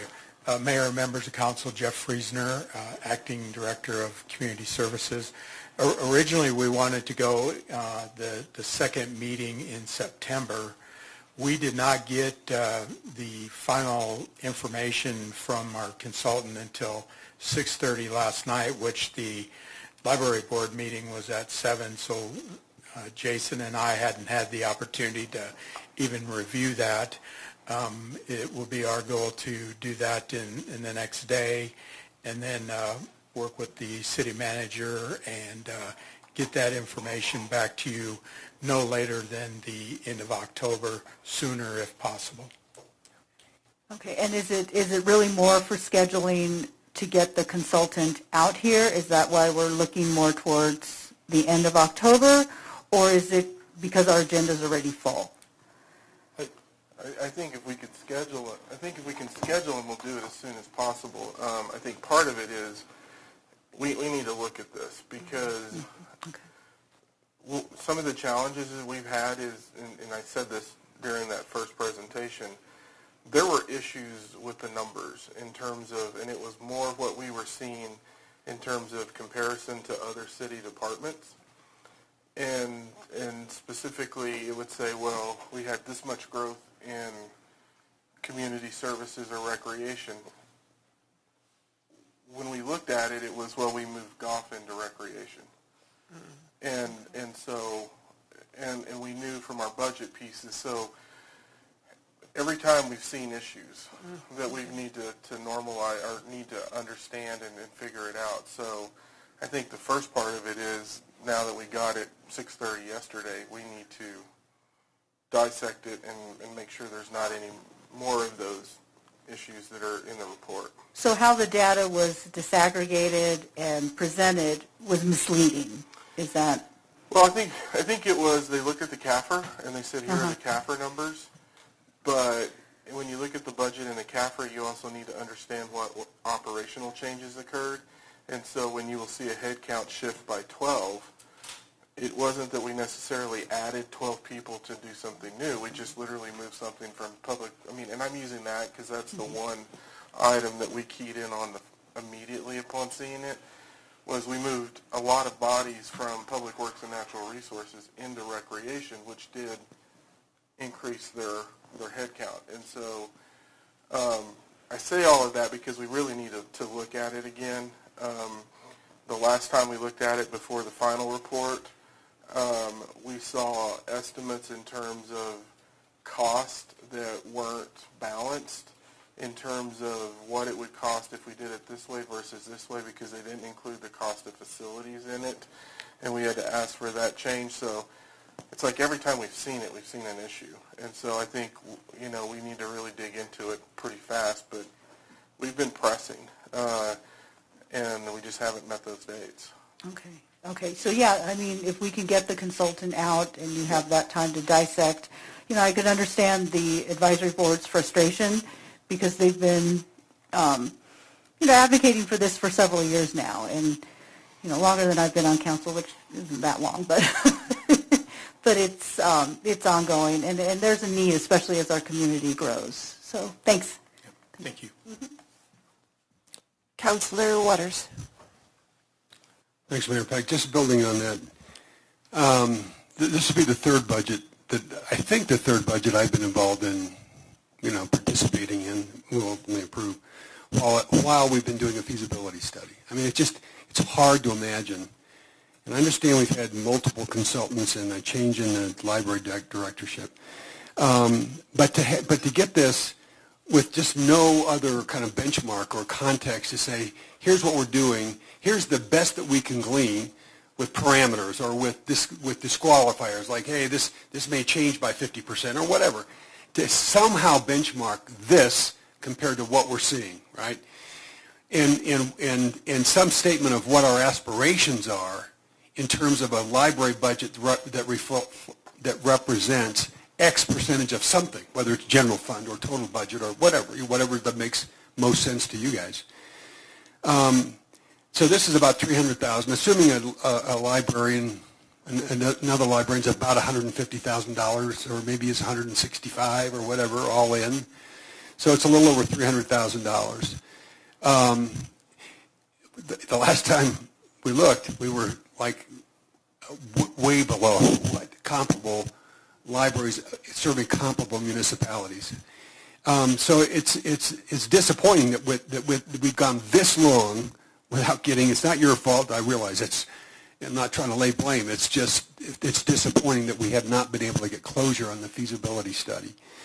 But it would have been helpful to have been able to pull something out of that to give us some idea of how big a step this is, because it does feel, I agree, it feels like a pretty small step towards what we know to be the difference between the way the level at which this library is funded in other libraries in comparable sized municipalities. So I look at it and go, well, okay, we can say yes, and we will, but we don't have all the information that we ought to have, honestly, to make this decision. Not that we would change the dollars, but we could make some declarations about intent, just like we've done with Attainable Housing. We can get this much, that we're going to do this much one time, we're headed toward, just like we did with the affordable housing budget once upon a time. This feels like it's lacking that kind of attention and urgency, and I wish we had more information as we're making this decision. I agree with you all on this, and I think it's been incredibly frustrating to see just the time it's taken to move through this. What I will tell you is, based on just what I saw in the first presentation, is what you're going to see when we talk about the, and again, lack of a better name, but the quality of life piece is, it's going to be virtually impossible to handle this incrementally within the budgets when you look at the revenue growth that we have. It is going to take a tax increase of some form to hit the expansion we need to and in the staffing we need to for these facilities. Because I think if we don't do that, 10 years from now we're going to be having the same conversation. And yeah, we were definitely hoping that it would be done more quickly. We're hoping that that's where it sets us the course on, because when I look at the broader issues with the quality of life, we have a recreation master plan. We know what we need to build. We know what that's going to cost. We have a museum master plan. pieces that sort of set the trajectory on this, and this is one of the last pieces we need to set that broader framework so we can bring something to you all and go, here's what it's going to look like. If this was all in, here was the mill levy we need to do. From a one-time perspective, here's the mill levy that we need to do on an ongoing perspective, and here's what we need to have in terms of a sinking fund for the ongoing replacement cost on this. And, you know, I hope that when I open this up tomorrow and I can talk to Jeff, that that kind of information is in there so we can set that target. Councilor Martin. Thank you, Mayor Peck. I've had the feeling that we don't put any context about a lot of the items on the budget. You know, they float around in a vacuum, unframed by what we've actually got. So, at the risk of being unpopular, I'd like to frame this. We have a library today that is adequate to serve a community of 60,000, and we're in a community of 100,000, and it hasn't really done a whole lot in terms of reaching out for the new technology that has become part of the definition of library science. So, you know, what we've got here is treading water. The library is not going to get any worse. Not that it's a bad library, it's a beloved library, but it's not what the public in Longmont deserve, and it's not what the public in Longmont need. And I just wanted to put that out on the table. And I think that's what we saw in the study. And, you know, we have interviewed candidates, and Joni and I were in some of those candidates, and those were the questions we were asking. You know, there have been communities that have augmented their reach by, you know, we heard some really good ideas, and I said we're going to steal them. They've augmented space by taking a different approach and utilizing a 2022 version of a bookmobile where it's basically a large RV where they come out with computers and everything, and they're actually going into communities, especially underserved communities, and really bringing the library to those populations. One of them said, hey, there's a grant that we use to do this. So we're writing that down because I think that's really the issue. And probably should have had this conversation many years ago, but we really need to set that target and identify where we're going to go. And as we indicated, we want to bring, what date did we say to bring this to council on the quality of life, Sandy? So early November, I'm bringing that so we can start the process and start the community involvement process so that early spring we have a clear sense of what we potentially want to put on a ballot and start doing the legwork ahead of time so we're not rushing it. So early November is when you all will see that. So, and I will weigh in on this. Every year I've been on council when this has been brought up, I thought that we have not made our library a priority. It's always been underfunded. We've always known it. And so I'm happy that you are putting it as a priority because I think this council, from what I've heard, wants it to be. So I'm looking forward to that November study that you're bringing forth. Yeah, and I think part of it too, you know, I think we've heard it tonight, is, I mean, tonight we've heard traffic issues, natural resource issues. I mean, when you look at the scope of everything that, you know, we're hearing in terms of what we need in our community, and then you look at where we are as an organization in terms of some positions are just not going to change anything, it's just managing the workload. I think that's the other challenge when you look at the budget growth that we've had historically and what we've been able to do and some of the issues. You know, we talked about this earlier in the budget process, but to a certain extent when we look at the organizational budget and we talk about the budget reset we had to go through, the shift to the 3%, you know, the creation of the Affordable Housing Fund, the creation of the Attainable Housing Fund, you know, just in those things right there, we have probably $3 million $4 million. So we're probably in the neighborhood of in those budgets of somewhere around 5.5 to 7 that we've had to put into those issues. That's money that we haven't really been able to do and utilize to address some of these ongoing issues within the organization. When we look at capital expenses, you know, we put $2.7 million into the library. That you really can't tell what we did with it because that was just structurally to rehabilitate it versus if you didn't have the rehabilitation, that could have been $2.7 million that we put in to see something else. And I wanted to say this because I think as we're working through all of these issues, we've spent a lot of capital dollars. If you just look at what we had to do from a bond fund, none of that was really anything new other than a maintenance facility at a golf course. But it was something that should have been built originally. Most of that was replacement and or stabilization of our existing facilities. And so that has been a fairly significant burden on us that had we not had foundation failures and those other issues, I think we would have had more capacity to have conversations with council. But we were dealing with emergencies that really impacted the integrity, the structural integrity of our facilities. And unfortunately, I will tell you, every time we go into facility and dig into it, we're seeing the same thing. We're now moving over into the public safety building. We're seeing the same thing. To the point where the circle on the outside of it, the structural integrity is so bad that we're going to have to remove it. And if we wanted to rebuild it, it would be way too expensive, and it's actually cheaper to remove it and add structure in to add office space than it is to rebuild what's there. That's an example of, we have yet to go into a single facility where we haven't had a significant issue. And those are issues that if it says one thing to us about our infrastructure and everything that we're talking about is you have to invest in your infrastructure and your facilities, and you have to do it very quickly, or we end up into a period like we're in now where we're using money just to stabilize the buildings that we have.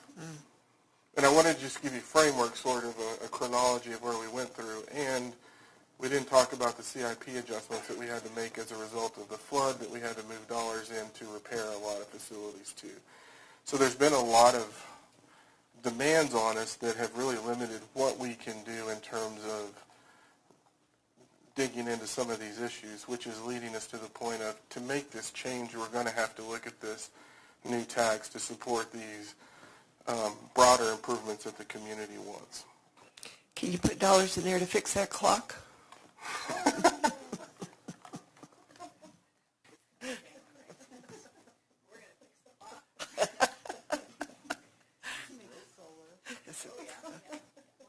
No, not that one, the one on the Justice Center that's been at $750 for years. I think that's part of the structural issue. Is it?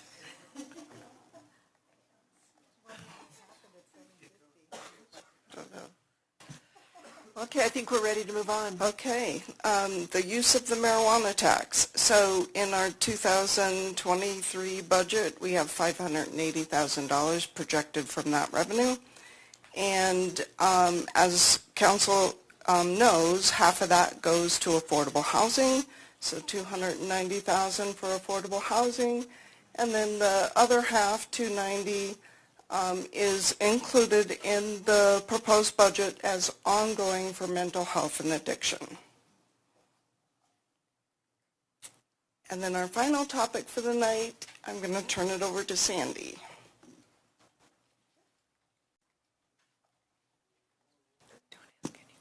Mayor Peck and members of council, Sandy Cedar, Assistant City Manager. As we have talked about in the last several budget cycles, we're going to talk about Longmont Public Media tonight.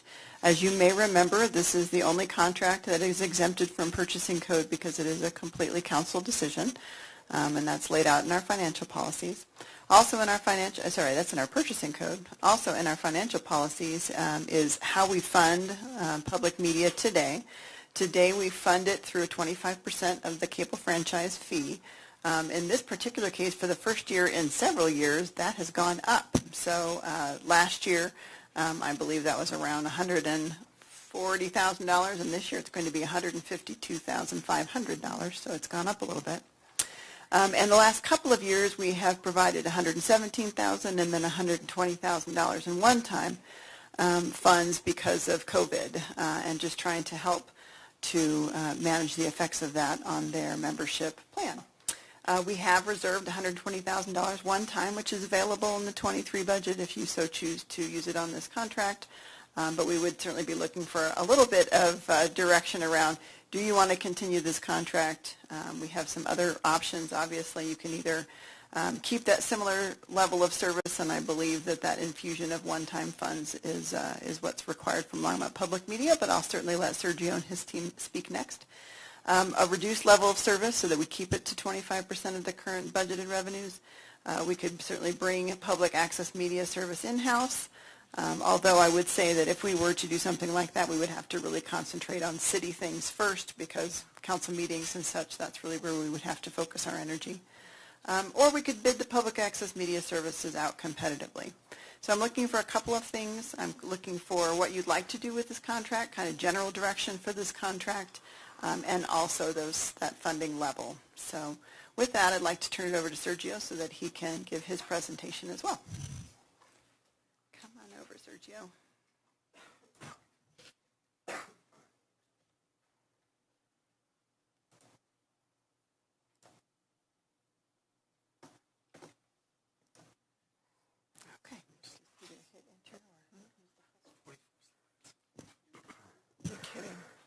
Good evening, Mayor Peck and council members. I'm Sergio Angeles. I'm the Executive Director and co-founder of Longmont Public Media. Tonight I'm going to be giving a presentation around some data, our vision, and our budget for 2023. I would like to apologize in advance for any coughing, as well as just my general lack of energy. I've been recovering from COVID, and it kicked my butt pretty bad. And I'm going to have Anthony Main, who's on our advisory board, help me out with this presentation as well. So Longmont Public Media, or LPM for short, is Longmont's media makerspace and public access TV station.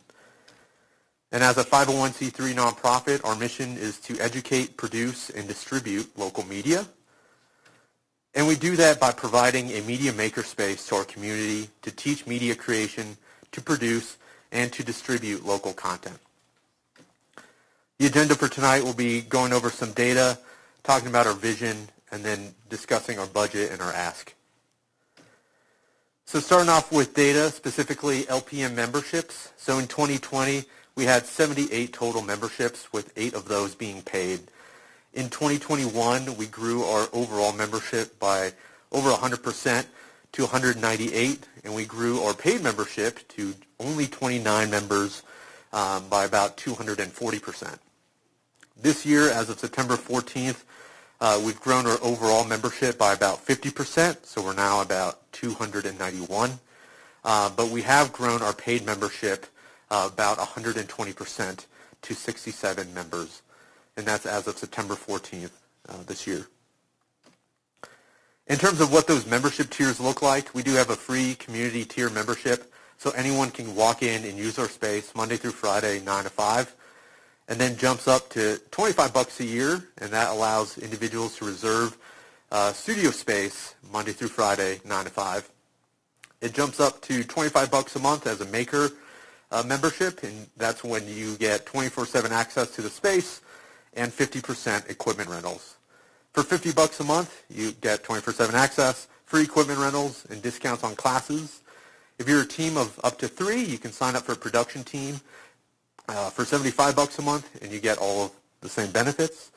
And businesses are $100 a month, and you get all the same benefits, plus being able to promote their business on Longmont Public Media channels. New this year is that we launched yearly membership tiers. So if you sign up for a year, you do get 2 months free. So those prices are free to start, $25 a year, $250, $500, $750, and $1,000 per year. One thing to note is that our current membership dues allows Longmont Public Media to be accessible to everyone. And while we could increase our membership dues, that would make Longmont Public Media available to a select few, and that's something that we're not willing to compromise on. In terms of our projected membership revenue, we projected that by the end of 2022, we'd have a little under $23,000 of membership revenue. We're on track to hit that goal, if not surpass it. And we anticipate to continue doubling our membership growth and revenue, in 2023, 2024, and reaching upwards of $180,000 of membership revenue by 2025 with over 400 paying members. What we hope to accomplish is that the membership revenue becomes the majority revenue share over time. So in 2023, we're looking for about 15% of our revenue share coming directly from membership. And then by 2026, we're hoping that that would reach 50%. Now, all that increase of memberships has increased our usage in our space as well. So in 2021, we had about 1,200 usage hours. In 2022 so far, we've seen 1,700 usage hours, and we're projecting 2,500 usage hours by the end of the year. The way that's calculated is based on all the reservations that individuals make to use our space, so the podcast room, our TV studio, live streaming room, editing rooms, audio studio, and more. I will say this number is undercounted, as we do have some individuals who forget to make a reservation or simply just walk in. So these numbers should be a lot higher. In terms of the total hours watched across Longmont Public Media, we reached 22,747 hours of local content.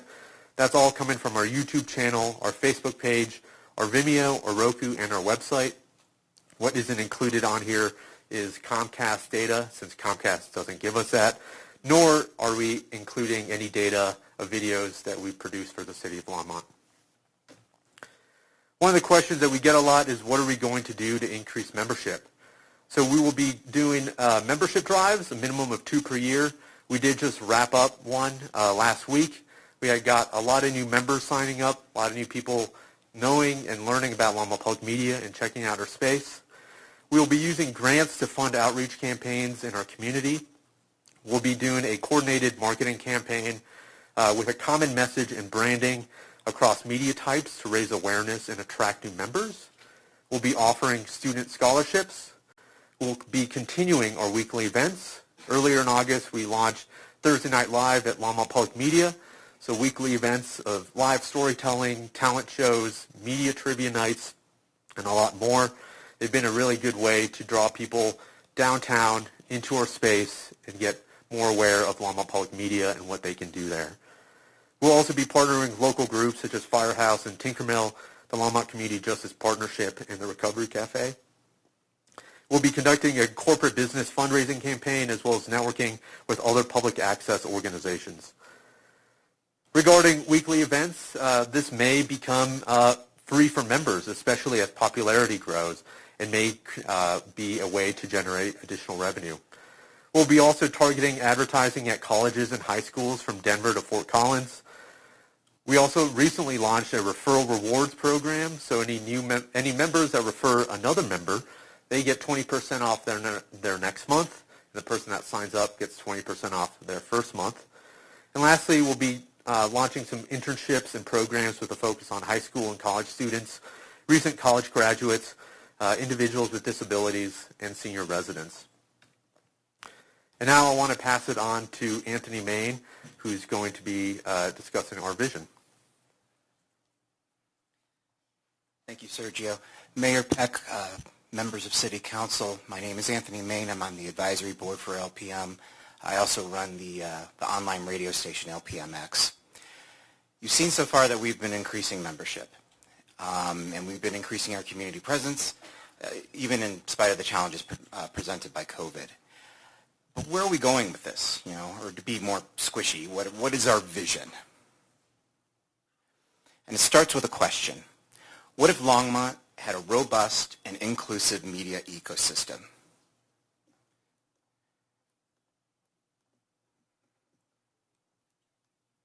Uh-oh. And that leads to more questions. which is what button to press.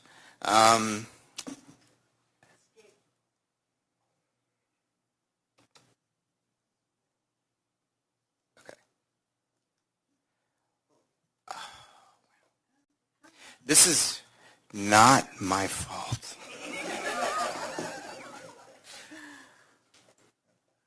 How about you just click enter? Yeah. Okay, thank you. So as a local musician, where can I record my album? As a local content producer, where can I learn the latest trends? As a business owner or an entrepreneur, where can I find out about the latest social media platforms, or maybe make a video about my product or my business? As an inspiring filmmaker, where can I get help with my project? As a Longmont resident, where can I watch the latest local happenings, or how can I step up my civic participation? And as a city government, how can we use public access to disseminate information rapidly and efficiently? Your answer may be YouTube. But YouTube is just a website. YouTube is not a place where you can learn hands-on how to harness these digital technologies. YouTube is not a place where you can collaborate face-to-face with others to produce content. YouTube is not a place. We need a place with both community and distribution. That place is Longmont Public Media, Longmont's public access. So what is public access? What we refer to as Public Access 1.0 here in Longmont since the early 80s has been the 3 cable channels provided by Comcast as required under federal law. The purpose of public access is to create a platform for individuals to express themselves and to, in essence, create free speech to counterbalance the dominating commercial interests on cable. The principles that have informed public access in its development are accessibility and inclusion. Now, we know that Public Access 1.0 is dying because, as the chart on the right shows, cable is dying. So LPM, we are building Public Access 2.0, merging the traditions and ethics of public access with modern digital technologies. Public Access 2.0 is both a physical and a virtual community space. The physical is the makerspace that we've put together at the Carnegie Library building. The virtual is the distribution platform that we have created and maintained. It's worth pointing out that in the makerspace, it's not just TV. It's multiple media modalities. It's audio, it's photography, it's augmented virtual reality, music, live streaming, TikTok, and whatever else people come up with, gaming and esports, digital storytelling, filmmaking, and more. And when it comes to distribution, it's not just cable. It's also apps for TV and smart TVs that are in development or that we have already developed, as well as mobile apps, all with the purpose of being capable of being in any household with a TV in Longmont. Now, I mentioned at the beginning about, what if Longmont had an inclusive and robust media ecosystem. This graphic is visualizing what that media ecosystem looks like. So on the left, you have the inputs that create arts and culture, ideas, people, technology, and those meld together, and with the talent and technologies at LPM creates high-value public goods, such as cultural products like films and videos and albums and live performances and events, all of which require community engagement to come about, and they also engender civic participation. And those outputs cycle back to the original inputs as well as inform how LPM functions and what we produce. It's important to point out here that in this ecosystem, LPM should be understood as a public good in and of itself, and not just any public good. It's an engine for these other high-value public goods. And as such, it's our contention that City Council should fund LPM as a public good as much as possible so that the community can leverage it to its fullest potential. So as we've been building this ecosystem, we've already seen an impact on the community. And to show that impact, we wanted to have members provide some video testimonials about how our vision has impacted them. So I'll get to that next. And give me a minute because we got to switch programs.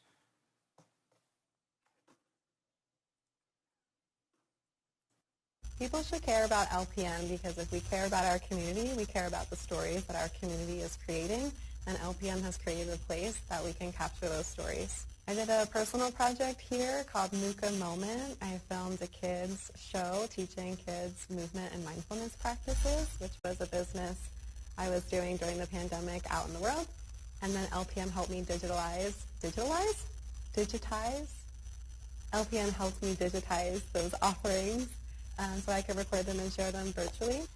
What I do here is I create a show called Proper Tea Time. It's a play on words. We sip tea, and we discuss property and all things real estate on my show. I just finished my 16th episode. I love the staff here. I love that they support me in what I do. I love that I meet a lot of clients. I meet a lot of friends. And I have a place where I can edit. You know, I can come in late night if I have to meet my deadlines. I can make short videos about maybe a property that I'm trying to market, and then I can create conversations that I think are really important about issues that people want to hear about. I host monthly photo shoots, and LPM has an amazing studio that is available for us to use for those types of things. But beyond just like the monthly events that I host, I get involved by being the vendor manager for the events here at LPM. I do photography.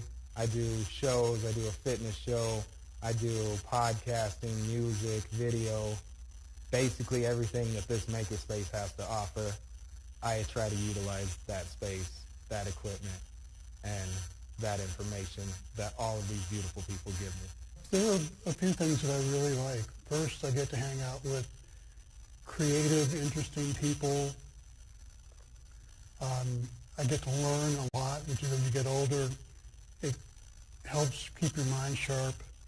And I'm getting to learn how to use the equipment, so I'll be able to do some things that I might not be able to do otherwise, like maybe do a podcast or possibly even a short film. I think that my favorite memory was when I first came to LPM for the very first time. It had sort of been on my radar in the back of my mind as like a cool thing to check out. Last summer I moved to the area, and so I was trying to figure out where I could meet other people who are interested in doing film and video production because that's what I do. And then one day I had to come in because I had a huge computer problem for a project I was working on. I was like, where can I go to have this need met? And I was like, isn't there a place called Longmont Public Media that has tons of resources for people who want to make stuff in the community? I'm in the community. So I came, and I just saw how much LPM had to offer, not just to me, but to all of Longmont. And I was totally hooked. And then I was like, I'm definitely becoming a member. No questions, no brainer. For me, the thing that really appeals to me about it is the fact that it brings together my people. You know, one of the reasons I moved to Longmont is for the creative community that's here, especially the musical and the music and the video, people interested in those things. Was actually one of the reasons I chose to move from Boulder, where I'd lived for 30-some years, out to Longmont, because this is where so many of that community now lives and works. And I want to be a part of that. And I really think that Longmont Public Media can really be a focus of that community and actually contribute immensely to it. My favorite part of Longmont Public Media meeting new people and going to different events I never knew about. I've met some really interesting people from all walks of life, different interests, different backgrounds, with all a common interest in, you know, being here at LPM to make content or to help other people make content. There's a community here that is so diverse and versatile that you end up interacting with people of all kinds of backgrounds that you would have never thought to interact with, or that you typically wouldn't interact with in your day-to-day. It's really obvious how many of us care, and it's important that we have more faces showing up as the face of LPM, because it's so much more than just like the people who show up to the board meetings and everything. Like, there's a whole family here. what I really love about LPM is the way that it's connected me to the culture of Longmont. Like, I didn't know that Longmont had a thriving music and art scene before I was involved with LPM, and I've been able to, like, not just witness all of that, but be part of it by, like, volunteering at concerts and just being more involved.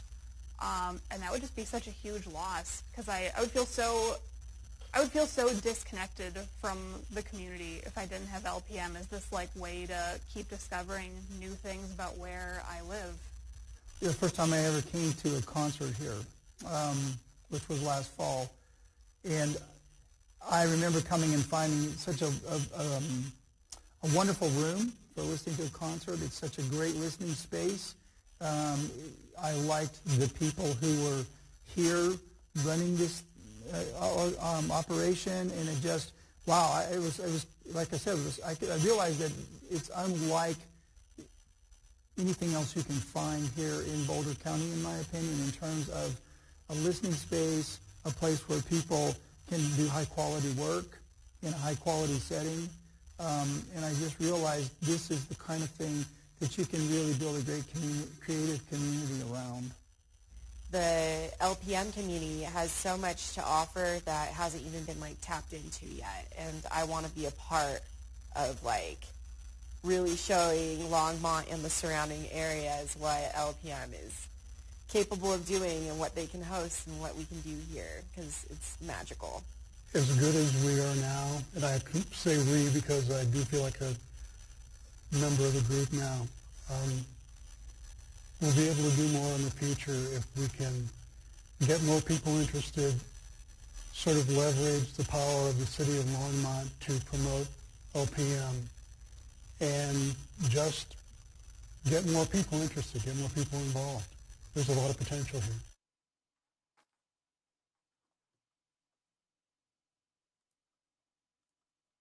So the testimonials speak for themselves, but I think one important takeaway for me at least is that LPM is not just an incubator, it's an accelerator.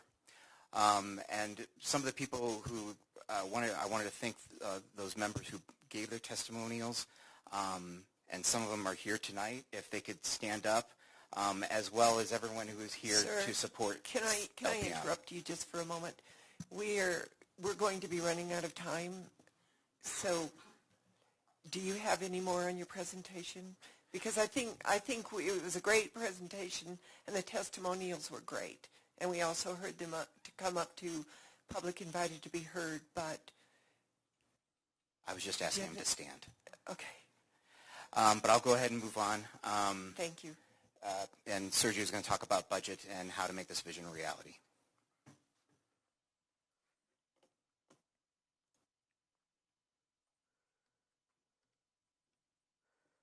So despite a global pandemic, I think we have shown that our community loves Longmont Public Media and wants it to exist. But we need your help to continue making that vision a reality.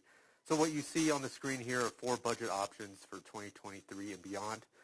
Option 1 is 25% of the franchise fees with a final $120,000. That will be exactly what we did this year and last year.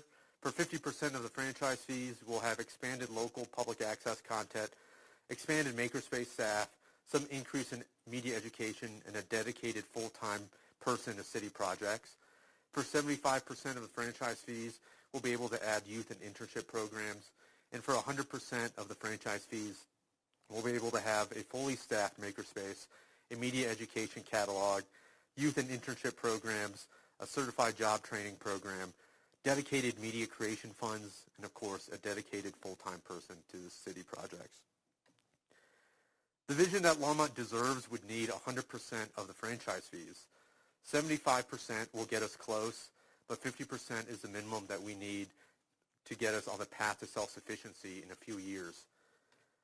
And what we're asking is for dependable revenue so that we don't need to ask for one-time funding bumps each year, and so that we can better plan our spending. So I'm here tonight to request 50% of the franchise fees and a 2-year contract starting in 2023.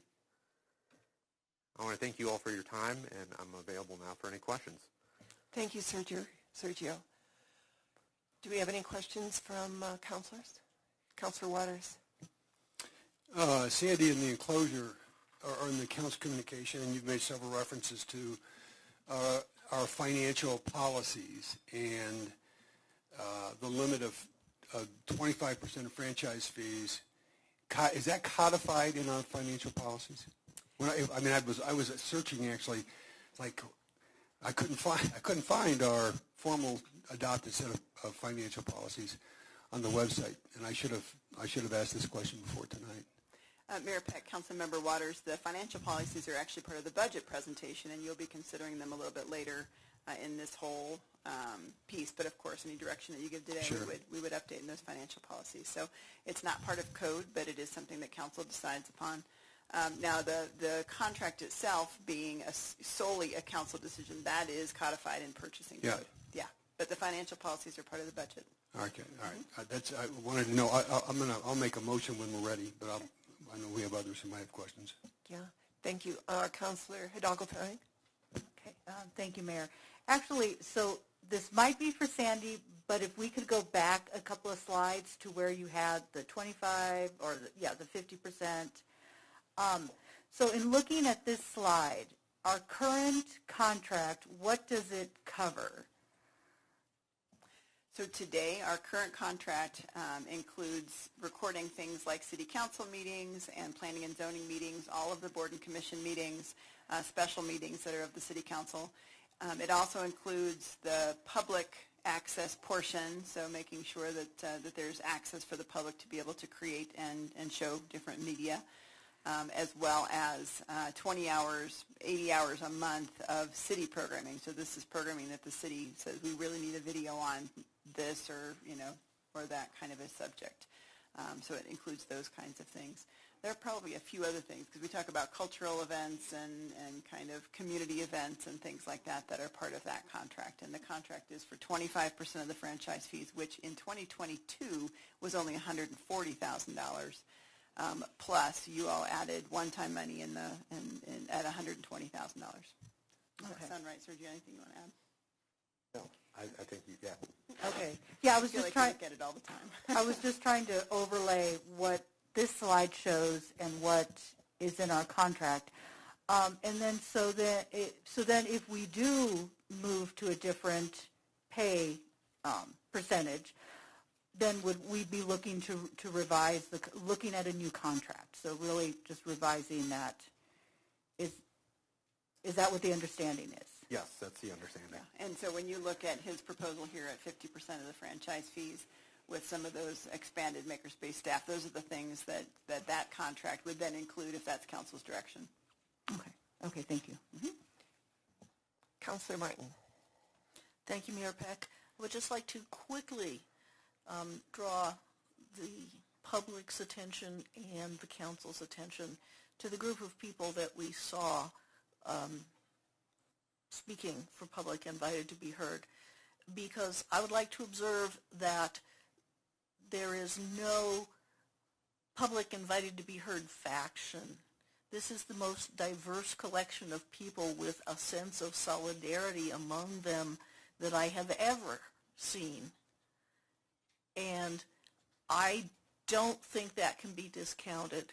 As we move from a suburb to a city and make the changes that come along with that, this is exactly the kind of binding ties and community nurturing that we need. And I just don't want that factor to be overlooked because this is Longmont. This is one size fits all. This is babies to seniors. This is every culture that exists here. I can't, I attend the meetings fairly often of LPM. I'm a small-time content creator myself, but I had no idea what a community this has grown to be despite that. I just wanted to get that out, so thanks. So I want to, correct me if I'm wrong, staff and Sergio, but I want to explain to the people here that LPM is a business, and we put out an RFP, which is a request for proposal RFP. for someone to film and give us media content. I knew it was one of those C words. So if I understand this correctly, the business model is two parts. One of it is our contract with them, which is why we wanted some entity to come film our meetings for us and events and everything that Sandy said. But the other part of that business is community, which is what you are here for. And that is amazing. And it's really good what he's doing. But this is a business that we asked to come in, and we would pay for a contract. The community part isn't making it. They're not making enough money in their business to run the business. It's just like Longmont Economic Development Partnership. We have a contract with them, and we pay them yearly within that contract. But they have to, in order to run their business of the Economic Development Partnership, they have to go out and figure out what kind of money are they going to get and bring in to run the business. If we give them more franchise fees, those fees support other things within our community, other services. We have to figure out what services are we going to get rid of in order to give them part of this franchise fees. It isn't just come support our business because we're not making enough money to keep it going. I do have to say thank you, Sergio. I think this was a great presentation, and I like what you're presenting this year because it's what I asked for personally last year when you came up here for the $120,000. I said, what are you doing for membership? Are you holding events? And at that time you were not. So I'm very happy to see you moving forward to support the community part of your business. I'm not trying to, this is not a Longmont company. It is LPM's company. And we are just part of the membership with the contract. So regardless, it's a four-person vote up here for a majority. I just wanted you to understand that this is not a company run by the city of Longmont. It's just a company we contracted with. So, Sergio, do you want to expand on that or explain it or correct me if I've got it wrong? Sure.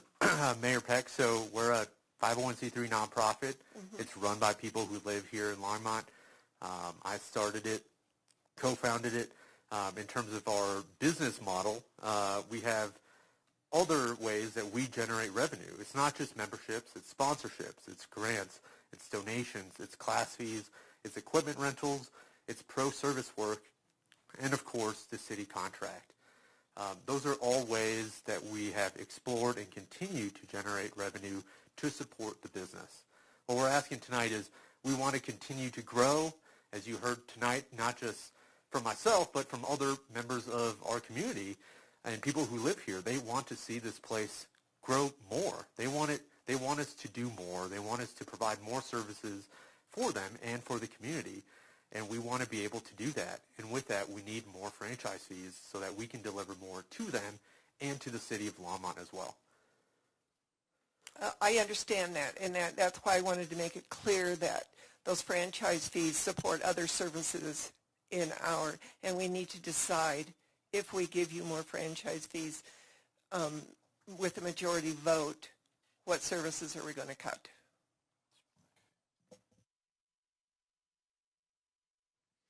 Thank you, Mayor Peck. I move that we continue this meeting past 11 o'clock. Second.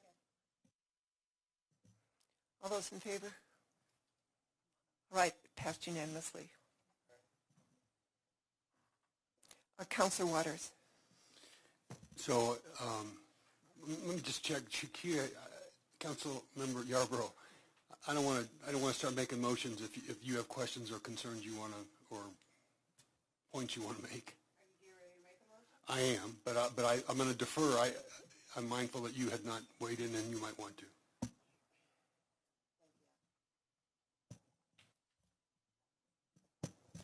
Thank you, Councilor Waters. I appreciate that. I do know that LPM is an intricate part of the community, and I do understand that you provide a service for the city of Longmont through a contract. I understand both sides, but I'm also wondering if there's any way we could negotiate. So I don't know what that would look like. Will the city be able to get someone else to contract, and how soon would that be? Will the city be able to provide those in-house services, and if so, how soon would that be? Can we still use Longmont Public Media until that time? I mean, I don't know. I know you all looking at me. I don't know. I'm just asking. Well, is there a possibility of negotiating here? And I understand the severity of your needs and everything, but that's just the question that I have. What would you must have a thought about what kind of a negotiation? First of all, I just want to know if that's possible.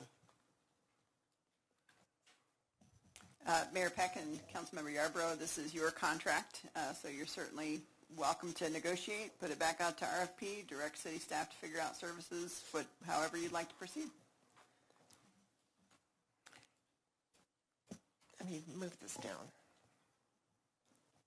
Councilor Martin. Thank you, Mayor Peck. I'd like to perhaps provide a little bit of history. There was a prior organization called the Cable Trust that received 25% of the Cable Trust revenue since time immemorial. I'm sure that Assistant City Manager Sater could tell us, but it's not really relevant. We challenged them in 2018 to up their game because we knew that the Cable Trust revenue would continue to diminish, and we challenged them, I think, more than once. You know, we challenged them the year that I came onto council, and they really did not see any need to change what they were doing.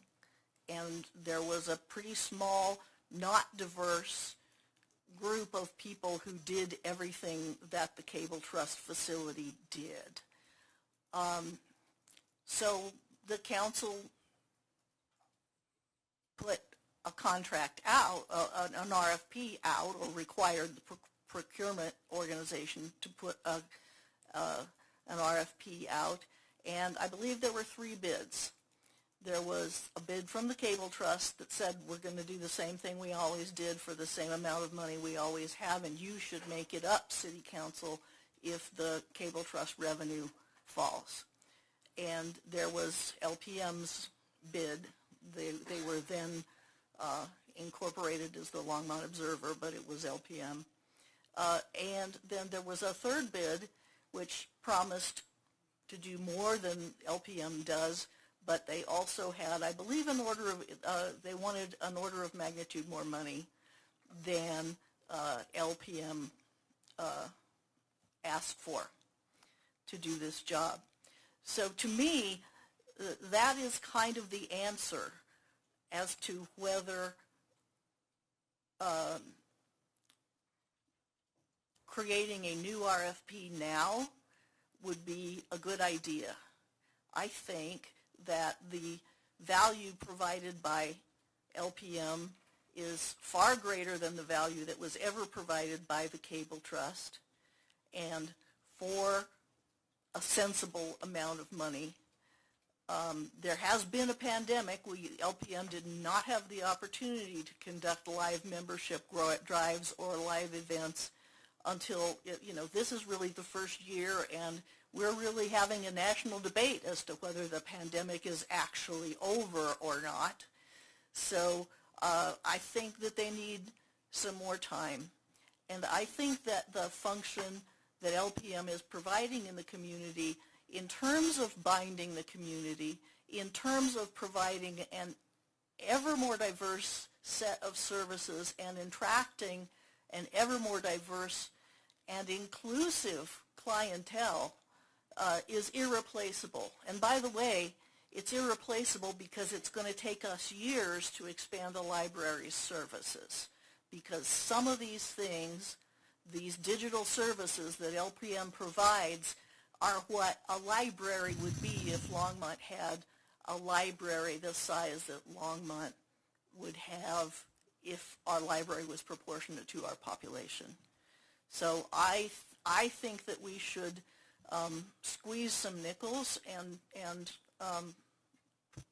fund LPM at as high a level as we possibly can. I understand the constraints that we have this year, so I believe that Dr. Waters has prepared a motion, so I'm not going to essay to make one, but that's my opinion about what LPM means to this community.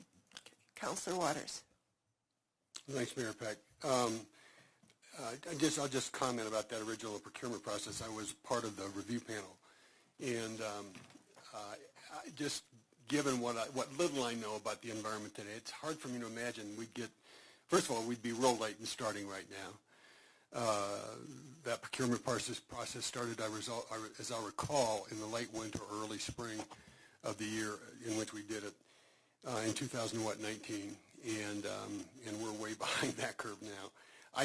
It's hard to imagine that there would be entities in this town that would want to bid on this that could deliver on the scope of work. So that's maybe something the council wants to consider. I don't think that would be a good use of time right now. I am going to just reflect on the LADP was mentioned. We have a contract with the Longmont Economic Development Partnership. Every contract that the city has, it seems to me, we need to weigh benefits along with costs. In my mind, what we do with LADP, we get way more benefit for the money that the city puts into that contract than we would taking any other approach. But even LADP, during the pandemic, dipped deeply into their reserves, laid off staff. I mean, they had to cut back in serious ways to deliver what they promised to deliver to the city. That was the same time that LPM was getting started. They had no reserves to dip into. But we stayed with LADP, and they've come back just as LPM has come back. I just think that's a tough comparison. I understand the point that we expect value in return. I think we're getting value in return. And with that, I'm going to move that we alter our policy. We award 50% of franchise fees to LADP, and that we award a 2-year contract, give them a chance to work through the rest of what the intent is here. I'd like to fund it at a higher level, but I do think that's a reasonable request. I think that's the reasonable response to allow at least some of the continuity that LPM needs to deliver on what the outcomes were, or the deliverables on their contract, and to continue to build the membership and the business model that they presented to us tonight. So that's my motion. Second.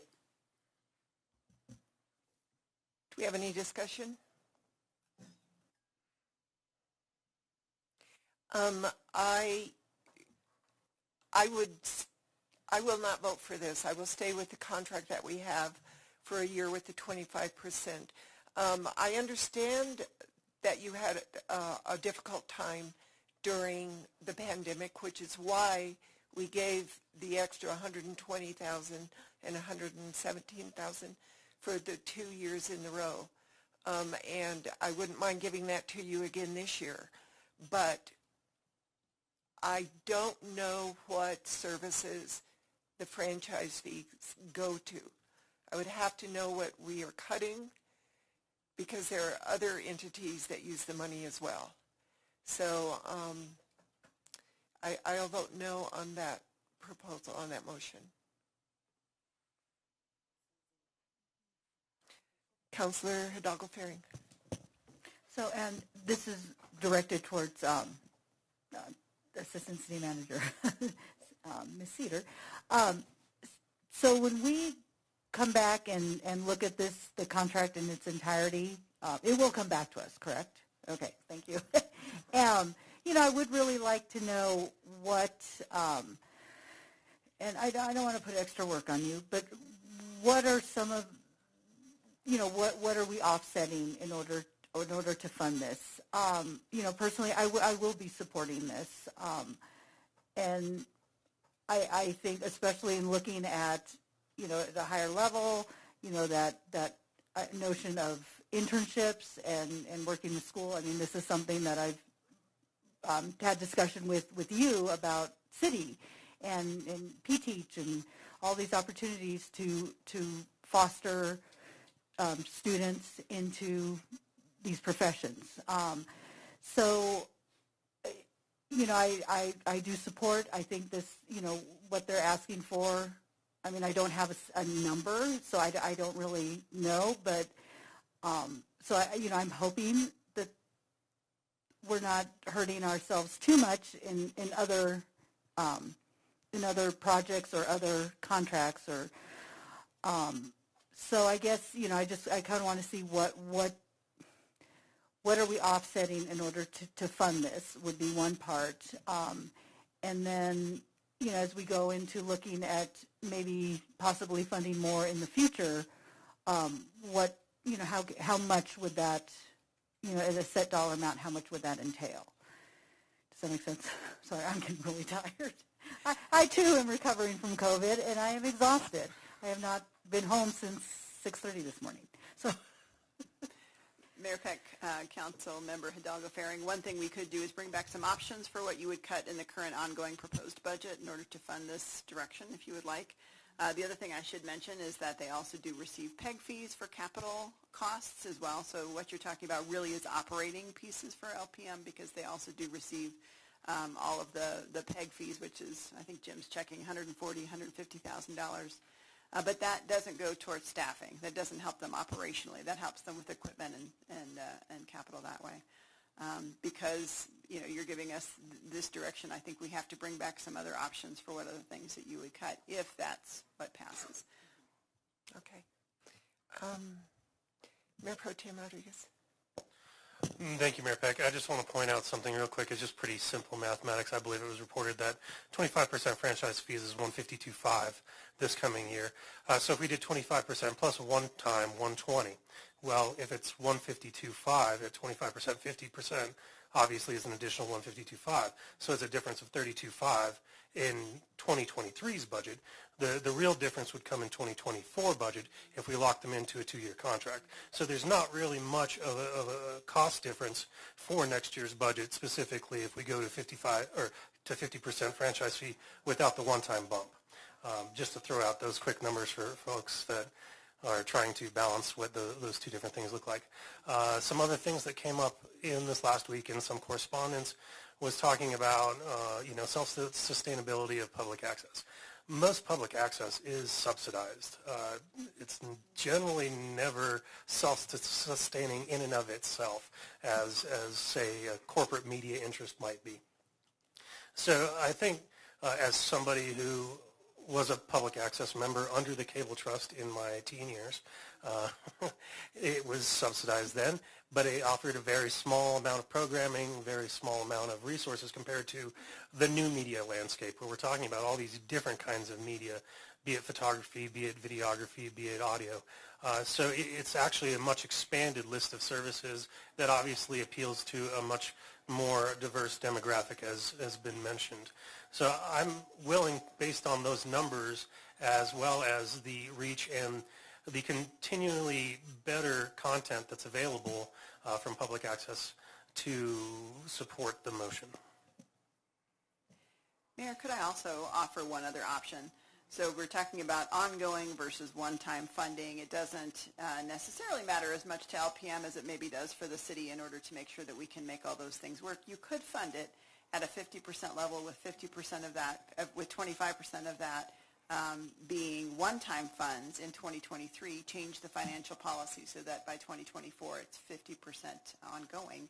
That would mean that you wouldn't have to cut anything out of the proposed budget this year. Just wanted to throw that out as an option. That's actually a good point. Councilor Yarbrough. That's a really good point. Well, I just wanted to make sure that that I do. So I'm with Councilwoman Hidalgo Faring that I do support you. I'm a member myself. I was so happy to see you all here, and I appreciate the support. For me, it does mean a lot, and I know the services you provide for the city, but it translates into the community. And so for me, that means a lot. But it's not a but. And I also listened to our mayor, and I'm still learning, everybody, so don't judge me. So I'm listening to the mayor and what she also is saying from a business standpoint, that it is a business, and that where are we going to take that money from? Where will we allocate that money moving forward? But I think Assistant Manager Cedar just gave us a solution. So I just wanted to let you all know that I support you, and I thank you for all that you're doing in the community. And I also appreciate that you listened to her and you brought all this awesome content in this presentation, because it does give us a better idea of your vision in moving forward. So I do appreciate that too. Yeah, I really appreciate that. Before I call on you, Councilor Martin, I would like to ask Councilor Waters, would you take an amendment to your motion to give them 25% of the franchise fee and use the other portion as one-time funding, because franchise fees are ongoing. And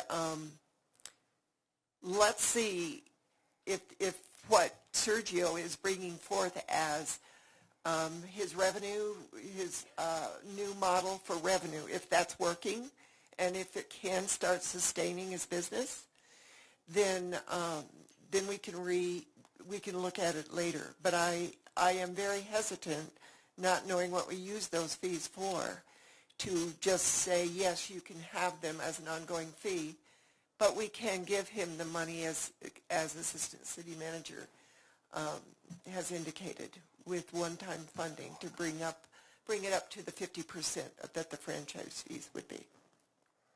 Am I making any sense at all?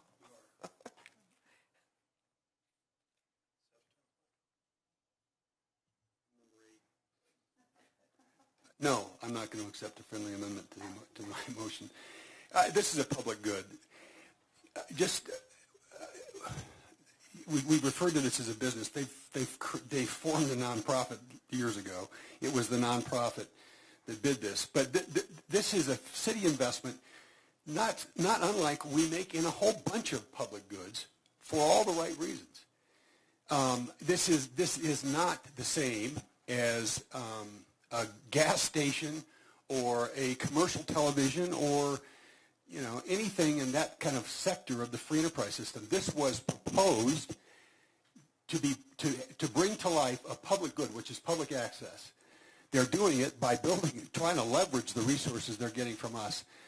And if the city staff, if management staff needs us to decide where to cut, I can do that in about 15 seconds, right? If that's what you need tonight, adjust your revenues, your revenue estimates at a $414 million budget, up $120,000 or $152,000, or take $150,000 out of one of those reserve funds that we have. I mean, that's not a big deal here, right? None of this decision should be based on trying to find $120,000 in cuts. That is pocket change, and it takes no time to make that decision. The principle here for me is, how much do we care about public access, and we're going to fund them in a way, at least for the next 2 years. 2 years from now, whoever sits on this council, if you want to go back to the policy, go back to the policy, but give them a 2-year run. with that kind of stable funding. They don't have to come back here hat in hand again next year. Let them provide the data, and then make a decision. I think that's the honorable thing for us to do, and it respects the work that they've been doing, and it funds them the way I think, even at a minimum, doesn't fund it the way they probably should deserve to be funded, but at least that they're not on the edge all the time. So no, I'm not going to accept an amendment to my motion. I don't see any other discussion. Let's vote. I was in the queue. And I'm somehow- sorry. I turned you off. I'm sorry. Yeah. Now you're Thank on. you, Mayor Peck.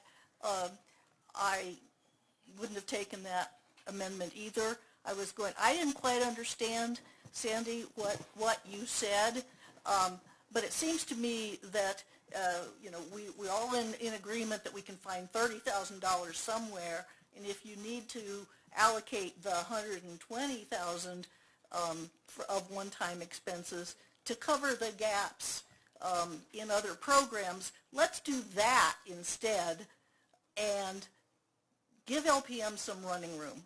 Give them two years of security, and then if we want to come back and do a contract negotiation after 2 healthy years, then let's do it that way. I think everyone who appreciates diversity and community in this city knows what a growing gem LPM is, and I think that should be what informs our vote.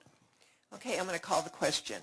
So to restate the motion, it was that we fund at a 50% franchise fee level with the $120,000. No, you didn't put that in. Okay, 50% franchise level for 2 years. Okay, let's vote. Still isn't coming up for me.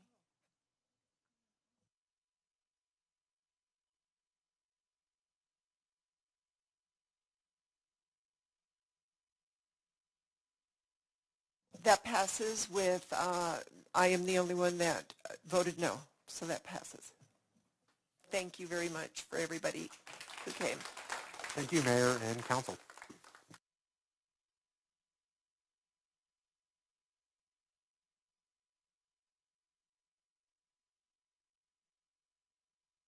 Sandy, are you still going to bring back the services at the franchise fee? We should know that anyway. Where does that money go? Okay, great, thanks. So we're now at Mayor and Council comments. Let's see, let's start with Susie Hidalgo Ferry, Councilor Hidalgo Ferry. Thank you, Mayor. And it's a couple announcements. So one is so I participate in the living wage task force or group through the Consortium of Cities. I'm Councilmember Martin's alternate, but I'm picking up, working with a group of municipal leaders in Boulder County looking at living wage. Tomorrow, and I thought it went out to all council members, but tomorrow night at 6 p.m. they're having their presentation. So hopefully people can go, and this is just an informative. So if you're able to attend, it's via Zoom. Please do that. The other thing is on October 9th, I wrote in different pages because it was in different parts of the meeting. We have the Dia de los Muertos, October 9th or October 8th on 4th Avenue. The museum puts on the annual Day of the Dead, Dia de los Muertos family gathering. So, if you're able to come out, it is 11 to 3 p.m. Saturday, October 8th. I will be emceeing or co-emceeing this event, and we'll have a lot of entertainment. This is something that is near and dear to my culture. I am working on having an altar at the museum for my mother, who passed away in 1990. And then the other one is a few of us did attend the Spoke open house. We had a chance to look at the facility. It was very exciting to see that this all come to fruition. And then knowing that all the units are leased. So it was right away. It's filled to capacity. So we were not allowed to go into any of the apartments because they're all being leased. So it's great news. And thank you for the work that Boulder County, the city, that collaborative effort to get affordable housing to our residents. Councilor Waters. So at the risk of dead horse feeding, as I'm sitting here thinking about cuts and budgets and whatnot, 2 or 3 meetings ago we approved $354,000 for a compensation study, which needs to be done. I'm not questioning that. But it was not difficult for us to find $354,000 unbudgeted dollars for a compensation study. We did it by taking money out of a bunch of different funds. I don't know the percentages that were the criteria, but there were a number of funds we took money out of to find a program for $120,000 worth of expenses. As Mayor Pro Tem was commenting, there's only a $34,000 so difference there. So if we have to find $34,000 out of those same funds that we found $354,000 out of, it shouldn't be difficult for us to do, it would seem. I see our CFO nodding his head here. So can you explain that, please, Jim?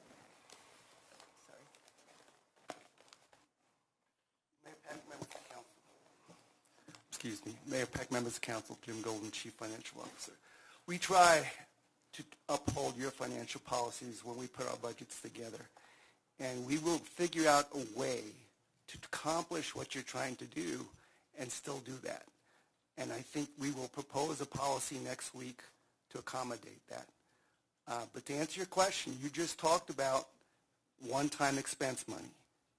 And you're asking us to commit ongoing expense, ongoing revenues to this. Right. And that's a difference. That's where you have to start to cut budgets, ongoing expenses, or raise revenues.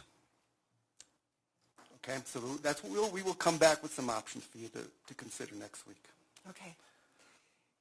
Councilor Martin. Thank you, Mayor Peck. I just wanted to pay some tribute to the wisdom of the people of Longmont.